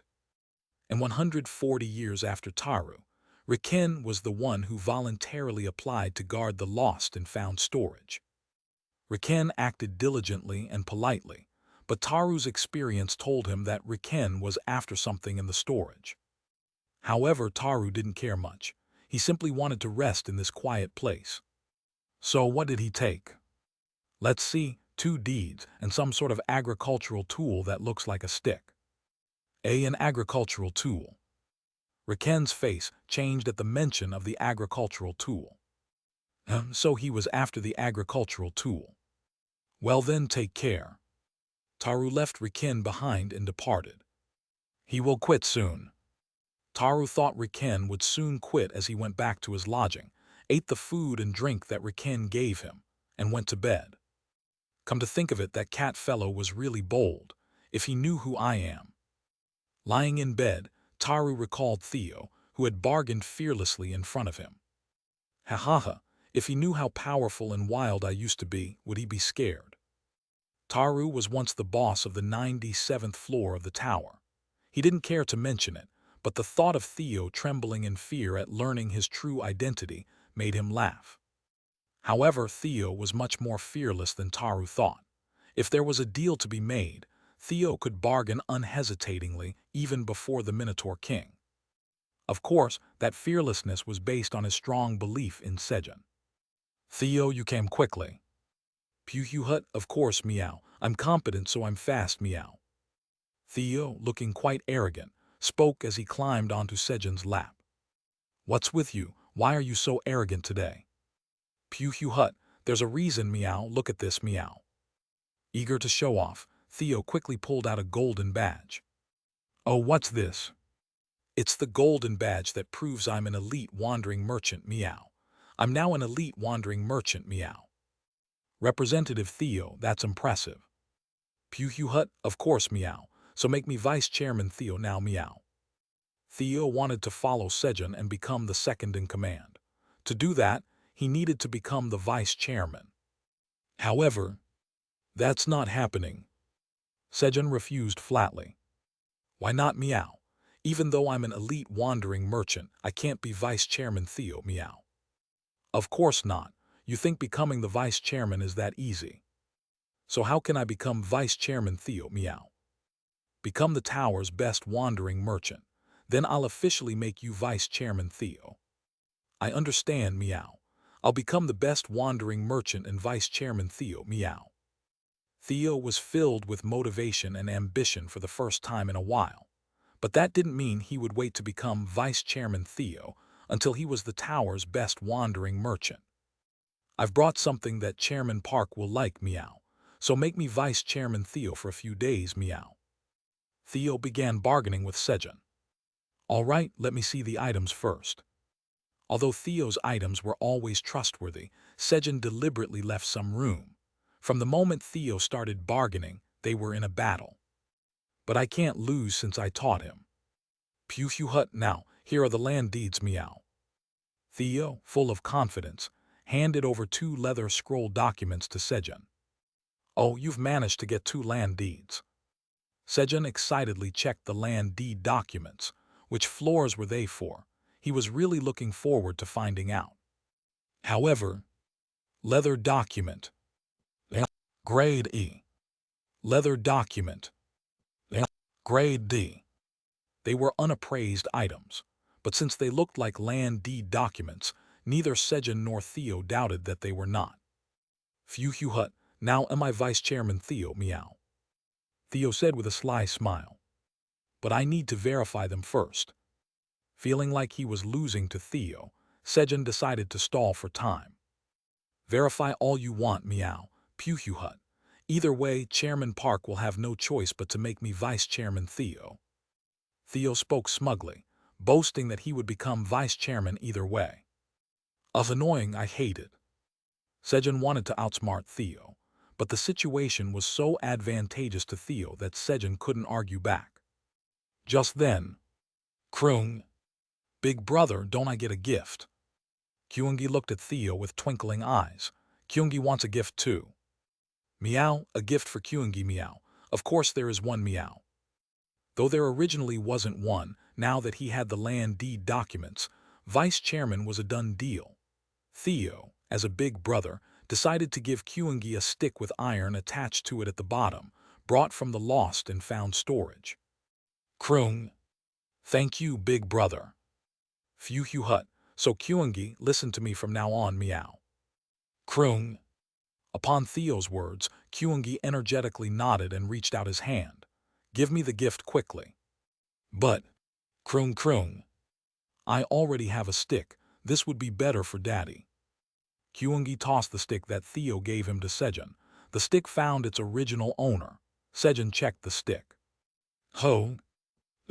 Usage restrictions. LV, 10, strength 10 or more. Creator confidential. Grade E. A hoe.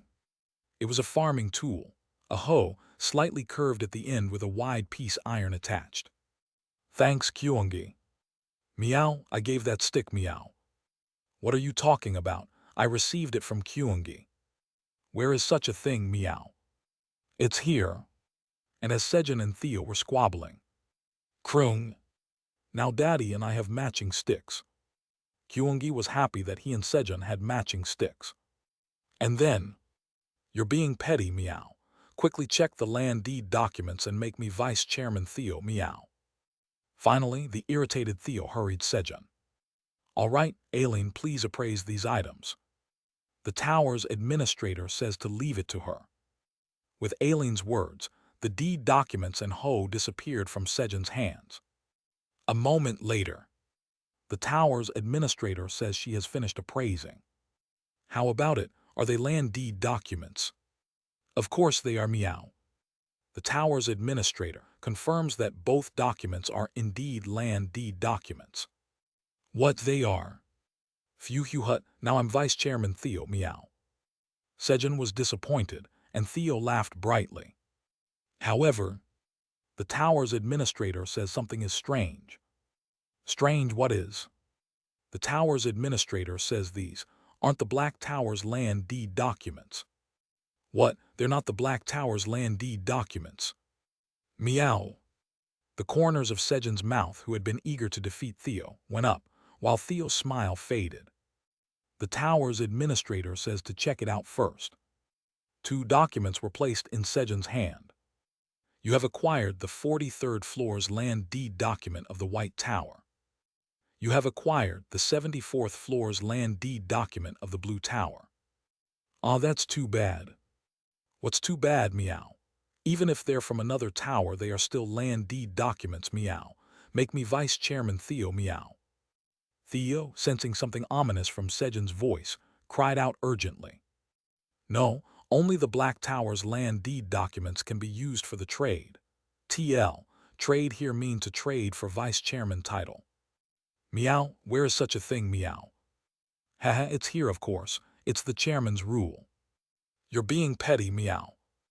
After a long time, Sejun triumphantly suppressed Theo, who had been acting arrogant. Aileen, but why didn't you give the hoe? The tower's administrator says that she is having trouble since it's not an item registered in the tower and couldn't be fully appraised. It's not an item registered in the tower. The tower's administrator says that she asked her grandfather, it's not dangerous, and you can use it for now. A hoe appeared in Sejun's hand. You have acquired the legendary land-moving, Myler's hoe. What legendary? Sejun quickly checked the hoe. Legendary land-moving, Myler's hoe. Right arrow, it is the legendary hoe of the farmer Myler, who is said to have moved the land at will and farmed long before the towers were created. Right Arrow It is a legendary grade item that is not registered in the Black Tower. Right Arrow, there is information that has not yet been revealed due to insufficient information. Right Arrow usage restrictions, none. Right Arrow creator, unknown. Right Arrow grade, S+. Right Arrow skill, land moving master. Land moving master. Right Arrow an extreme skill that allows you to move the land as you want using magic power. The applications of moving the land are endless. Wow, what? Good job, Kyungi. From now on, Kyungi will get 10 jars of honey every day for a week. Sejun gave a reward to Kyungi, who gave him the hoe. Krung. Kyungi cheered and celebrated at Sejun's words. It's honey. And then, meow, but I gave that meow, it's unfair meow. Theo felt wrong that only Kyungi received a reward. He provided the item, but Kyungi received the honey. Tears welled in Theo's eyes. Did I tease him too much? Sejun, whose heart had softened, decided to stop teasing Theo. Okay, since Theo's contribution is the greatest, I'll make you vice chairman for a month. Now, Vice Chairman Theo, let's eat churu. Great meow. Sejun opened churu and fed it with one hand while patting Theo's belly with the other. Lick, lick, lick. Ah, Chairman Park, since I'm Vice Chairman Theo now, I'll eat 2 churros meow. Theo, who was eagerly eating churu, spoke firmly. All right. Sejun readily agreed to Theo's request. It was a very trivial request for a vice chairman. Lick, lick. Krung. It's delicious.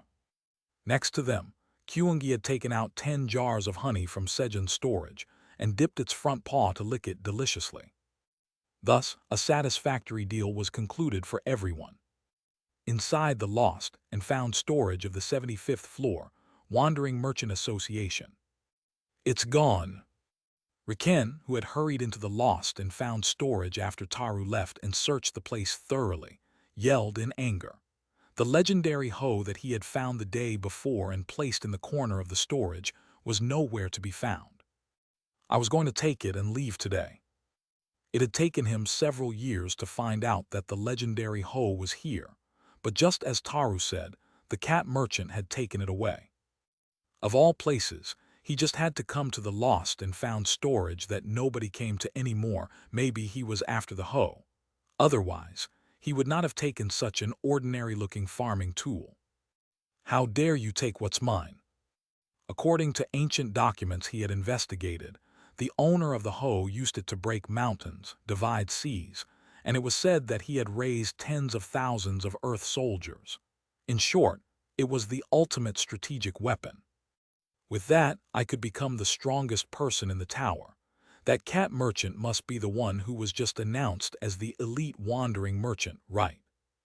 The next day, Riken found out the identity of the cat merchant who had recently become the elite wandering merchant, quit his job as a security guard at the Wandering Merchant Association, and disappeared. TL notes. 1. From this chapter onwards, I'm changing the term president to chairman. In Korean, Kohwaedung Anus can mean both president and chairman. Initially, I chose president, but with the introduction of the vice chairman, it has become clear that the term should be translated as chairman rather of president.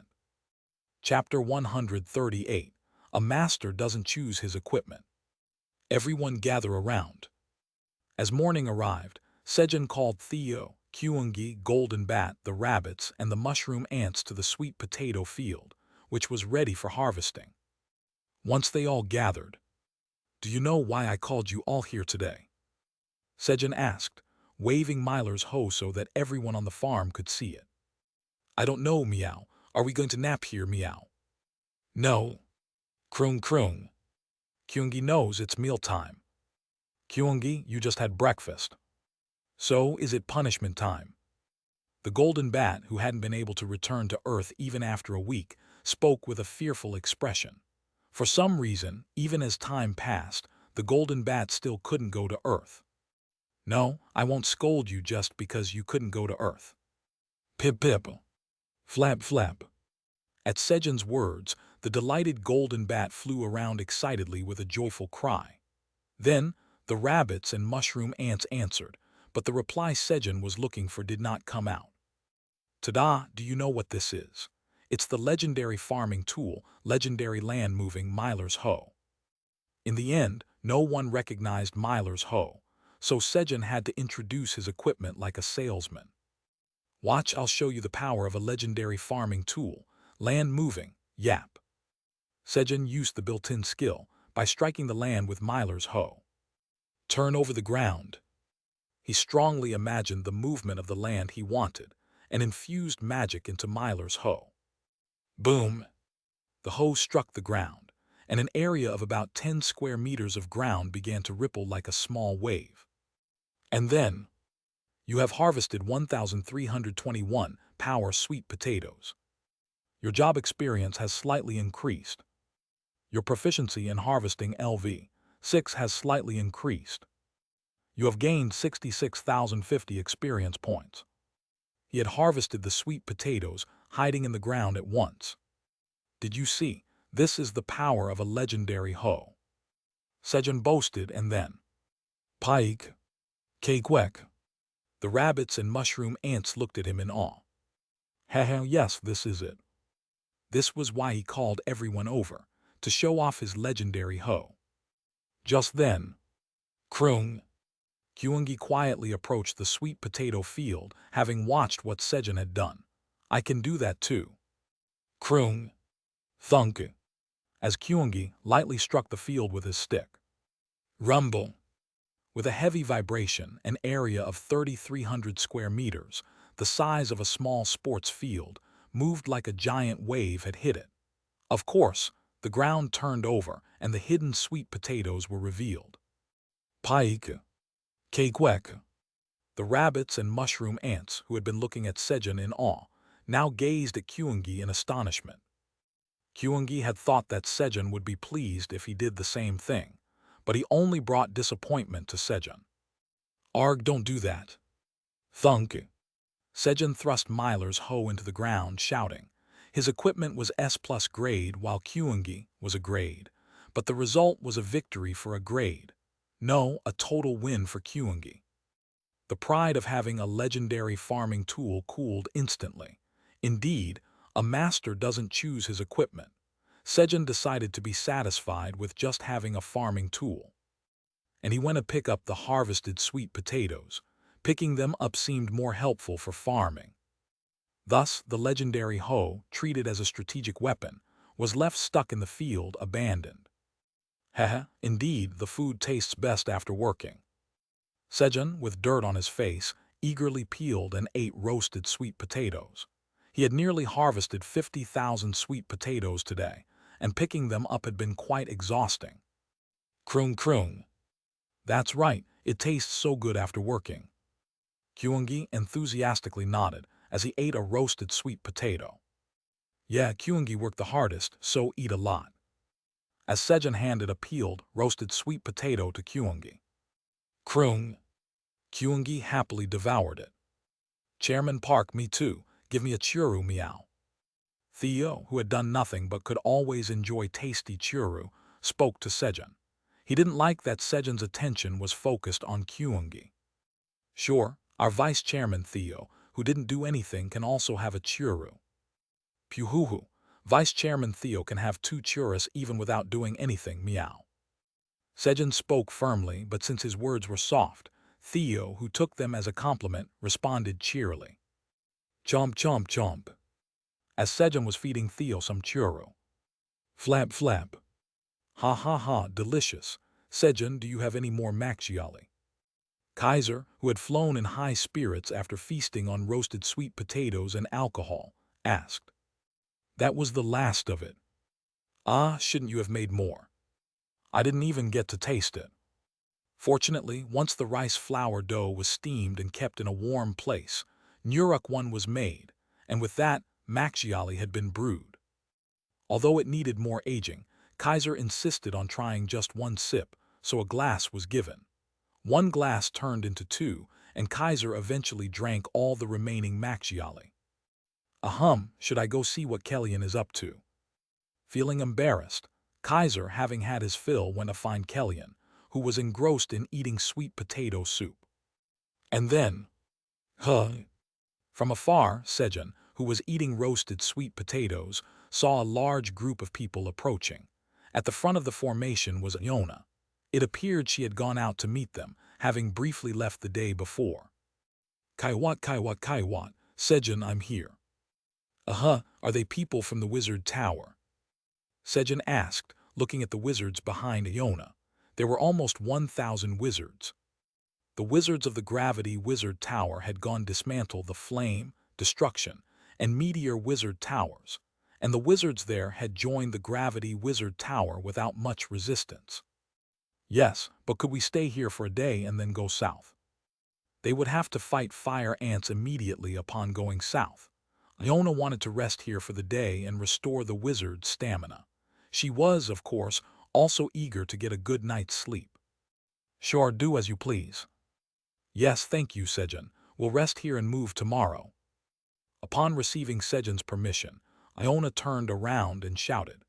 The wizards hurriedly set up tents in the empty field and began chewing fist-sized green balls. Chomp chomp. Kroong. Kyungi, intrigued by what the wizards were eating, began to loiter around. What's that? Judging by the expressions of the wizards chewing the green balls, it seemed like the taste could be known without trying them, but Kyungi still wanted to taste it. Conversely, the wizards were interested in the roasted sweet potatoes Kyungi was holding. Want to trade and eat? When one wizard asked, offering an uneaten green ball. Kroong. Kyungi nodded and swapped its roasted sweet potato for the green balls. Kaiwat. Yona laughed, as if foreseeing the next scene. And then, Kroong. Kyungi gulped down the green ball in one bite and screamed, "It's bitter." The green balls were made with the special magic of the Gravity Wizard Tower for the wizards, and each wizard tower had a similar item made from their special magic. The green ball provided the body with the necessary nutrients and removed waste to allow mana to flow smoothly. However, there was absolutely no consideration for taste. Since joining a wizard tower, one of the hardest things for the wizards had been eating the balls made from the wizard tower's magic at every meal. Is it that bitter? Should I try it too? Kaiwat. Eating the green ball helps remove waste from the body. Really? Intrigued by Yona's words, Sejun exchanged a roasted sweet potato with a wizard and bit into the green ball. As soon as he tasted it, the bitterness stung his tongue. Blech. It was really bitter, like ginseng tea. Some people have to taste something themselves to know whether it's poop or soybean paste too. Sejun was one of those people. He was in no position to scold Kyungi. It was truly a case of like father, like son. Still, hearing that it would remove waste from his body, Sejun endured the bitterness and ate the entire green ball. However, you have consumed the Gravity Tower's green ball. The waste from your body has already been removed. There is no effect. Since Sejun had already removed waste from his body by eating sayuk and fire carrot wine, there was hardly any waste left in his body. I ate it for nothing. Kroonjinjang. Kyungi laughed, clutching its belly at Sejun's furious expression. Kyungi, are you laughing? Vice Chairman Theo, it's time for revenge. Understood, meow. Sejun and Theo began to tickle Kyungi, and Kroonjinjang. Kyungi laughed until he was out of breath. Kaiwat. In the meantime, Iona quietly curled Theo's tail and closed her eyes. Let's get to work now. Sejun, having taken his revenge on Kyungi, started the afternoon's farming, and the wizards either rested or looked around. Thump. Boom. Sejun wielded the hoe and used the land-moving skill to overturn the ground and harvest the potatoes. Earlier, he had been upset, but it was clear that Myler's hoe was a great farming tool just by being able to turn the ground like this. The more he used it, the more accustomed he became, and the area of the ground he was able to turn increased little by little. It was fun seeing the growth. If I keep doing this, I'll be able to turn over a wide piece of land like Kyungi, won't I? Thinking about moving forward like that, Sejun harvested the potatoes when you have leveled up. You have acquired a bonus stat 1. He reached level 56 by leveling up. He increased his strength, which had the lowest stat value. Great, hehe. Using the hoe definitely made leveling up faster. Sejun said, gripping Myler's hoe. Even though tenant farmers could gain experience just by working, it was only 5% of the total experience. It couldn't compare to Sejun working himself. Time for a break. Kwek. He sat down, looking at the 10 mushroom ants following behind him, picking up the harvested potatoes. Judging by the speed of the mushroom ants, he had about 30 minutes to rest. Here, eat one each. Sejun took honey jelly from his pocket and handed one each to Theo, Kyungi, Yona, and the golden bat. They all had talents related to magic and consumed it like a supplement every day. Gulp. You have consumed a poisonous honey bee's cherry tomato honey jelly. Talent, enhanced magic circuit is slightly strengthened. He didn't feel a significant change in his body, but he didn't doubt it as it was displayed in a message. Then, the tower's administrator says she has eaten all the honey jelly you gave her and wants more. Ah, really, here you go. Sejun sent a glass jar full of honey jelly to Aileen. She ate about 20-30 honey jellies a day, so he gave her 500 at a time. The tower's administrator says, thank you. No, eat quickly and get healthy. While Sejun was talking to Aileen, Pip Pip, the golden bat, was suddenly startled by the fluctuating mana in its body. Sejun, I think I'm going to Earth. Right now. Poof. The golden bat disappeared before it could answer. I wonder what it will bring. Sejun's voice was filled with anticipation. However, why isn't it coming back? This time, the golden bat didn't return even after a minute had passed. I need to find something Sejun likes. Flap flap. The golden bat, which had traveled to Earth, hurriedly looked around to find something to take. And it's choco pie. The golden bat, having diligently learned to read Korean, found food covered in the chocolate that Sejun wanted. Flap flap. The golden bat swiftly flew and grabbed 2 choco pies with its feet, waiting to return to the tower. But, Pip Pip. For some reason, the golden bat could not return to the tower. Chapter 139, Exclusive Scoop. Something has certainly happened to the youngest one, Meow.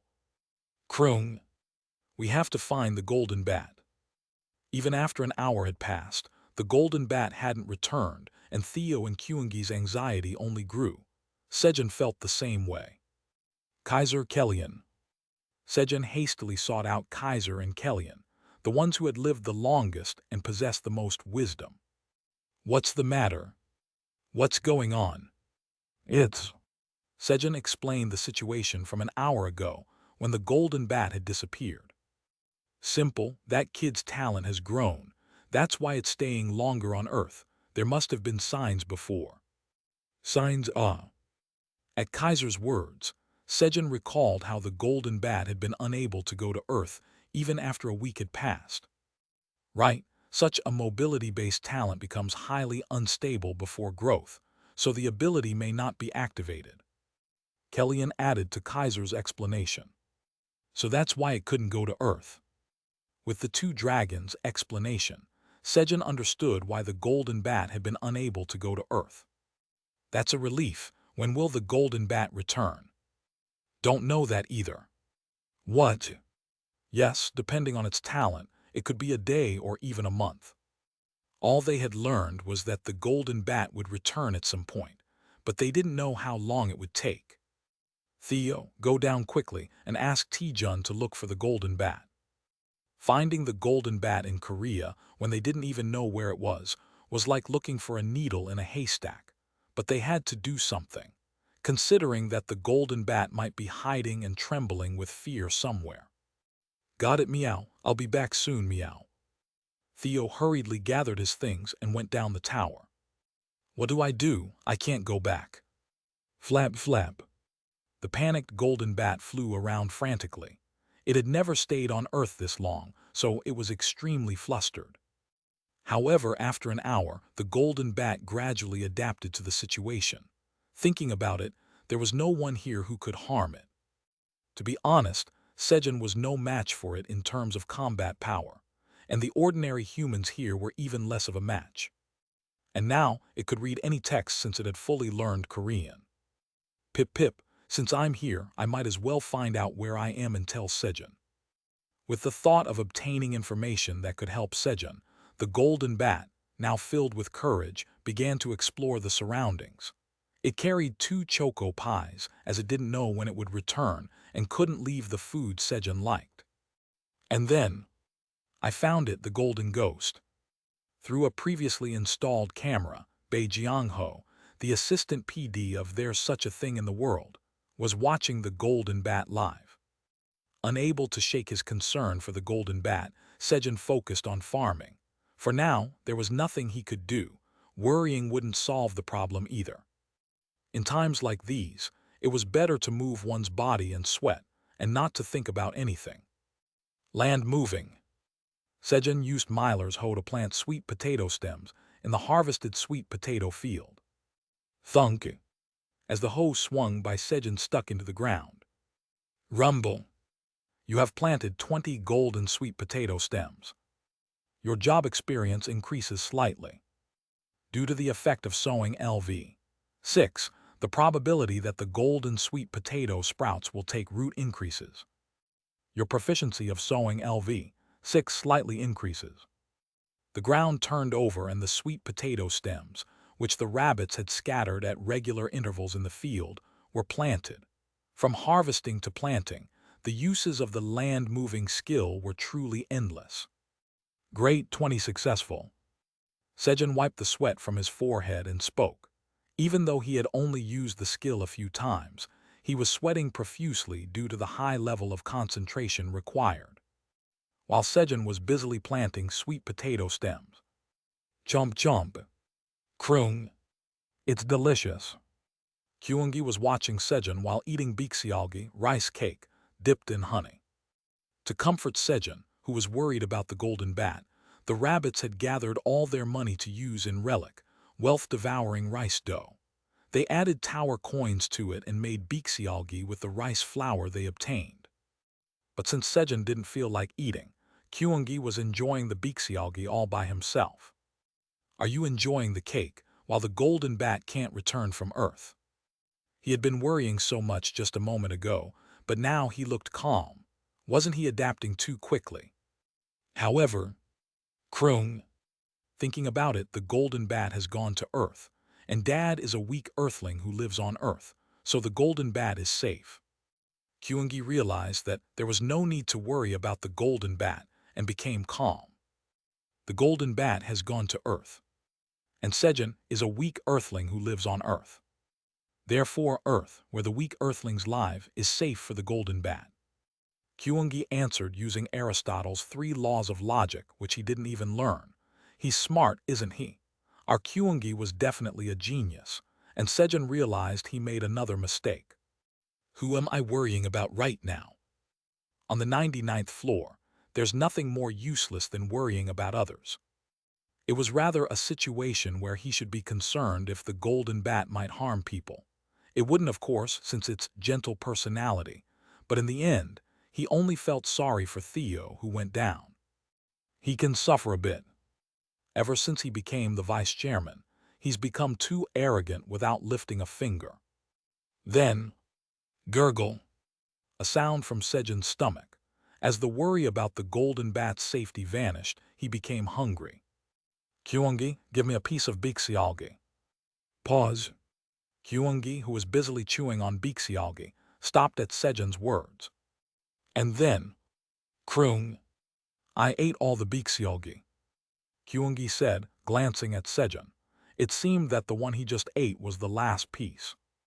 It's okay, we can make more, it will be quick.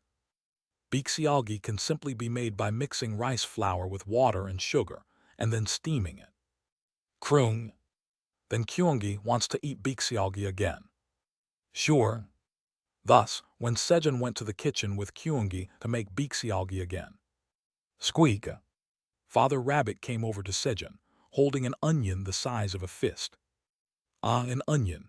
Is it already time to harvest? Squeak! Father Rabbit nodded at Sejun's words and handed over the onion. Sejun examined it, anticipating what kind of option would be attached. Expulsion onion. Right arrow, an onion grown in the tower. It is nutritious and delicious. Cultivated by a skilled farmer, the sweetness of the onion has been enhanced. Right arrow, consuming it will slightly expel waste from the body. When consumed for a long time, the expulsion of waste increases, enhancing the circulation of mana. Right arrow grower, Tower Farmer Park Sejun. Right arrow expiration date, 90 days. Right arrow grade C. An expulsion onion, it has a waste expelling effect. On top of that, the expelling effect of waste increases, and even the effect of increased mana circulation occurs when eaten long term. It seemed great to supply them to wizards in bulk later on. He would make money selling onions, and the wizards would be able to enjoy delicious meals with onions instead of those bitter potions and pills balls. A win-win for all. If they don't buy, I'll have to push them onto Yona. Squeak! Father Rabbit asked Sejun what he would do with the onion, just as Sejun was determined to sell it no matter what. Since the onion had grown enough to be harvested, Father Rabbit was asking if Sejun wanted to harvest them now or let them bloom to collect seeds. Of course, I will collect the seeds to plant more onions, but I will harvest a few for now. Onion, a vegetable that goes into almost every Korean dish. So, Sejun always regretted not being able to eat squid and onions together whenever he had stir-fried squid. It's stir-fried squid today. Thus, the menu changed abruptly from bixialgi to stir-fried squid. At first it was awkward, but where is this sound coming from? The coin karaoke owner began to focus on the song sung in a clear and soft voice. The singing was so good that could be believed to belong to a professional singer. Such a talented person in our karaoke. He was curious about the face of the talented singer and began to check the rooms where the customers were. And just when there were only a few rooms left to check. Brother, don't go. Bei Jiangho rushed in and stopped the owner. Ah, you startled me. Bei Jiangho, what's the matter? Why shouldn't I go? Having maxed out his affinity level, PD Bei Jiangho of There's Such a Thing in the World was already calling the coin karaoke owner brother. Brother, don't go in, but watch this instead. Bei Jiangho showed his laptop screen. What is that? On the screen, a golden bat was holding a microphone and singing passionately. It even inserted money into the machine. It was the cash that Sejun had given to the golden bat just in case. Brother, this is an incredible exclusive scoop. Bei Jiangho, who had watched the golden bat since it descended from the 7th floor to the coin karaoke on the 5th floor, said with a wide smile. The farmer's warm touch LV4 is activated. The growth of the apple tree accelerates slightly while being touched. Sejun stroked the leaves of Flamey while waiting for Kyungi, who had gone into the water to catch squid. Hehe, master, I'm growing. Yeah, let's grow quickly, Flamey. Yes. Sejun, unaware of the enormous size of Flamey beneath the ground, used his skill on Flamey without hesitation, urging it to grow quickly. Master, I will catch you the best squid. Flamey, seeing Sejun patting it, was busily moving its massive roots into the sea of dimension to catch the best squid. Kroong! Splash, splash! Kyungi was pretending to hunt, playing in the water until Flamey caught a squid. Then a giant squid passing through Flamey's roots. Squishy! Flamey's roots tightly grabbed the squid, beginning to drag it to where Kyungi was waiting. Bang, bang! The squid moved its legs frantically, attacking Flamey's roots to avoid being dragged, but it couldn't shake them off. And then, bang! Kyungi finished off the exhausted squid that was dragged in. Kroong! Daddy, I caught a squid. Kyungi, holding the gills of the 50M giant squid, proudly walked out of the pond. There was such a thing in the water. Sejun asked with a surprised expression, looking at the giant squid. The water seemed much more dangerous than he thought. 292nd day of being stranded. There wasn't a shortage of squid, but rather a shortage of seasoning, so they couldn't make all the squid into stir-fried squid. 40th floor of the tower. The youngest is in danger, meow. Big brother Theo, who was still worried about the golden bat, arrived at the camp where the hunters were gathered, to meet the Earth Defense Force waiting there. However, meow, the hunters' camp was horribly destroyed. And then, we have occupied this place, get lost. The giant black orcs, who should have been on the 49th floor, had occupied the hunters' camp. They were an enormous force of over 10,000. The shocked monsters, because of black minotaurs, moved down the tower, creating a butterfly effect as the monsters on the 60th floor moved down to the 50s, and those on the 50th floor moved down to the 40s. What happened to the humans here, meow? Isn't it obvious? According to the law of the jungle, we have enslaved them and will eat them later. You can't do that, meow. The great black dragon's subordinate, the deadly yellow cat Theopark, will stop you, meow. Swish. Theo unsheathed his claws and shouted. He couldn't let his suckers become slaves. Then who will buy our Chairman Park's crops, meow? For Theo, who had to sell the crops and receive Sejun's affection, the disappearance of the human suckers was a serious problem. Chapter 140, Give me a proof, meow. A battle of 1 versus 12,000. Even if Theo was a being from the 75th floor, he couldn't handle over 10,000 enemies on his own. But Theo had faith. My slave Garon, come forth, meow. Theo cried out, holding the rainbow-colored necklace he was wearing. He had an excellent slave named Garon, a bug hunter who had once been a racial god in the past. Ribbit! The ground beneath Theo's feet transformed into a black swamp, and Garon, a giant 30-meter frog, emerged. Garon, punish the enemies, meow. Theo cried out, looking down at Ulrich and other giant black orcs from atop Garon's head. Yes, Master Theo. Then, how dare you? Do you proclaim to be a subordinate of the great black dragon in my presence? The king of the giant black orcs, Ulrich, shouted in anger. He was the king of millions of black orcs and a devoted follower of the great black dragon, desiring to be the dragon's subordinate. And yet, this lowly cat merchant dared to impersonate as a subordinate of the great black dragon. You bastard, how dare you insult me, kill him. Pee-woo. At Ulrich's command, his subordinates began blowing their horns. Then, thump, thump, thump. Footsteps echoed from all directions. The millions of black orc soldiers who were conquering the 40th floor gathered, beginning to surround Theo. Meow, what meow? The enemy leader, who was suddenly outraged, called all his subordinates, as their god was insulted, and as their numbers increased to 5 million. I am really the subordinate of the great black dragon, the deadly yellow cat Theopark, meow. It's even written on this gold badge, proof that I'm an elite wandering merchant, meow. Theo, flustered, took out his prized gold plaque and tried to resolve the misunderstanding with the enemy. However, HMPH, who do you take me for, a fool? Isn't that something you can write as you please? Fine. If you are really a subordinate of the great black dragon, show me proof. What proof are you talking about, meow? If you are a follower of the great black dragon, surely you have significant proof. Meow, there's no such thing, meow. Chairman Park didn't give me any, meow. A disheartened Theo answered, his voice filled with sorrow. Chairman Park hadn't even provided proof. I'm so sad, meow.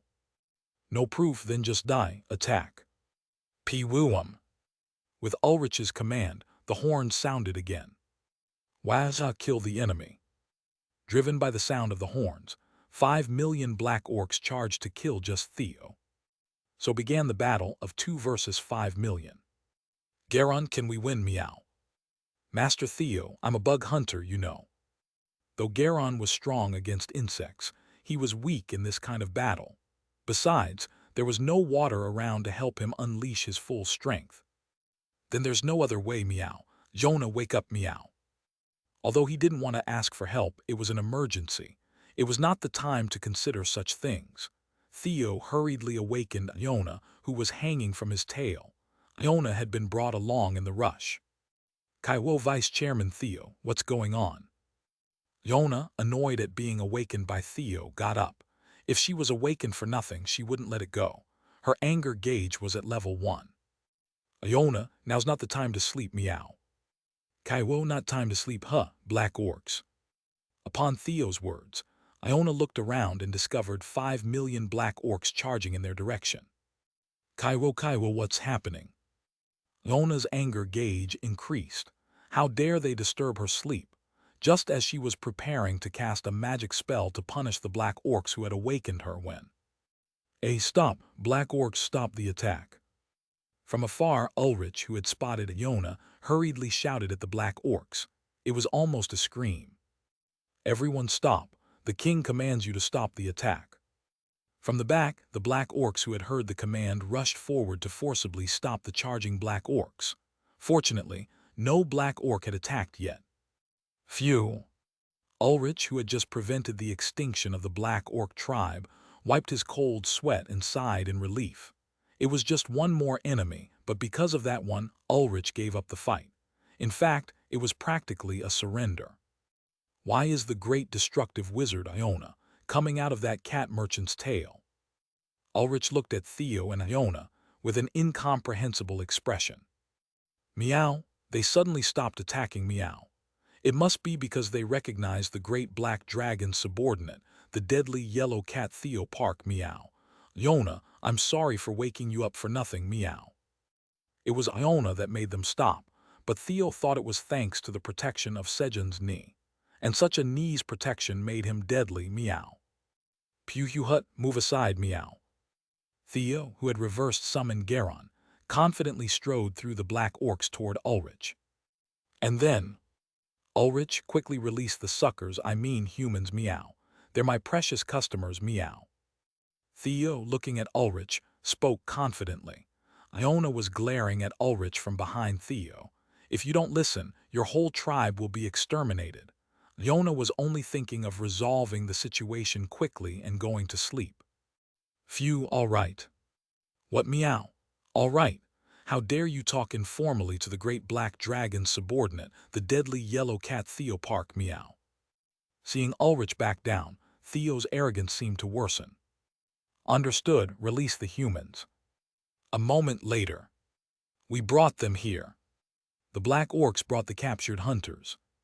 Release them quickly, meow. Yes. At Theo's command, the black orcs released the hunters. Thank you, Theo. Thank you so much. The hunters expressed their gratitude to Theo and hurriedly tried to leave. Though they were released thanks to Theo, they could still see hostility in the eyes of the orcs. They didn't know when they might be attacked again. At that moment, where are you going, meow? If you're thankful, show some sincerity, meow. Stamp here, meow. Theo, who wouldn't just save them for free, handed the hunters a contract. What the? Fearing they might be captured by the black orcs again if they refused, the hunters reluctantly stamped the contract. Welcome, meow. You are now members of the Earth Defense Force 2nd Generation, meow. The contract stated that they would be part of the Earth Defense Force, and as 2nd Generation members, they had to donate 50 tower coins monthly for the peace of Earth. You can go to Han Tijun and tell him I sent you, meow. Okay. After sending off the hunters who had become Earth Defense Force members. Ulrich, you stamp it too, meow. Theo handed a contract to Ulrich as well. Since Ulrich had tried to kill him, he had to pay for it. The compensation was set at 5 million tower coins. I'm the vice chairman, so my life is expensive, meow. Fine. Thump. Ulrich carefully read the contract and stamped it. Hut, I'll be praised by Chairman Park again, meow. Theo looked at Ulrich and smiled. Theo had gained 100 Earth Defense Force members and 5 million black orc workers in an instant, swelled, with anticipation of praise from Sejun. However, here it is. Thud. Ulrich placed a box containing 5 million tower coins in front of Theo. Meow. Clink. Theo's imagination of being praised by Sejun shattered. Theo couldn't believe he'd give 5 million tower coins so easily. To Ulrich, the king of the 49th floor, this was not a large sum. Retreat. Ulrich, having given Theo the money, withdrew to the 41st floor with the black orcs. My workers are leaving, meow. As Theo watched the departing black orcs with a desolate expression. But Vice Chairman Theo, why did you come down to the 40th floor all of a sudden? Yona, who had planned to conquer the southern fire ants of the 99th floor and build a wizard tower tomorrow, asked. They needed to leave now to arrive by dawn. Meow, I totally forgot, meow. Theo remembered why he had come here, completely forgetting about the golden bat in his thought of creating workers. Wait for me, meow. Theo hurriedly followed the Earth Defense Force second-generation members, descending to the 39th floor, to convey his message to Han Taejun. Protect the golden bat at all costs. And then, the black orcs went up to the 41st floor, so the 40th floor is safe, meow. He also conveyed that they could use the 40th floor again. They needed to work hard to earn money to buy Sejun's crops. With his tasks completed, Iona said, Let's go, Vice Chairman Theo. Got it, meow. Theo, with Iona hanging from his tail, hurried back to the 99th floor. Kaiwat, Kaiwat, Kaiwat. Iona, holding onto Theo's swaying tail, happily fell asleep again. When Sejun opened his eyes in the morning, he felt a moderate weight and warmth on his knee. Then, Gorarung. Kuararung. The sound of Theo and Iona snoring. Theo and Iona were sleeping on Sejun's knee. They must have returned at dawn. Should I wake up later? Sejun closed his eyes again for Theo and Iona, who must have been tired from traveling to the 40th floor. But, Krung, Daddy Kyungi is hungry. About 30 minutes after sleeping, Kyungi came to wake up Sejun. Okay, let's eat. As Sejun got up. Meow, Chairman Park, let's sleep more, meow. Theo was talking in his sleep. All right, Vice Chairman Theo, sleep more. Sejun patted Theo's butt and carried him on his knee to the kitchen to prepare breakfast. Relic, wealth-devouring rice dough, has swallowed 10 tower coins and produced 50 kg of the highest quality rice flour. The breakfast was bixialgi rice cake, which was pushed aside by the stir-fried squid yesterday. Kids, let's eat. Krung. Squeak. At Sejun's call, Kyungi and the rabbits came and started eating bixialgi. Then, Chairman Park, I'm so upset, meow. Theo, who had just woken up, looked at Sejun with a world-weary expression. Vice Chairman Theo, what's wrong? Theo, who usually acted arrogantly, had droopy ears today. I am Chairman Park's subordinate. Why don't I have a badge, meow? A badge? Did something happen? Theo talked about what had happened with Ulrich. So I want a badge too, meow. Krung. Daddy, Kyungi wants a badge too. Kyungi, who wants everything his older sibling has, began to pester Sejun. A badge all of a sudden. Sejun made a troubled face. Then, Kaiser's scale. A good idea came to Sejun. If there's a scale with Kaiser's magic engraved, it'll look like a badge and even provide protection in dangerous situations. What, you want my scales? Yes, they are for me and the other kids. In return, I will give you 100 bottles of Maxiali rice wine for each scale. How many do you need? About 5. Sejun answered, watching Kaiser's reaction.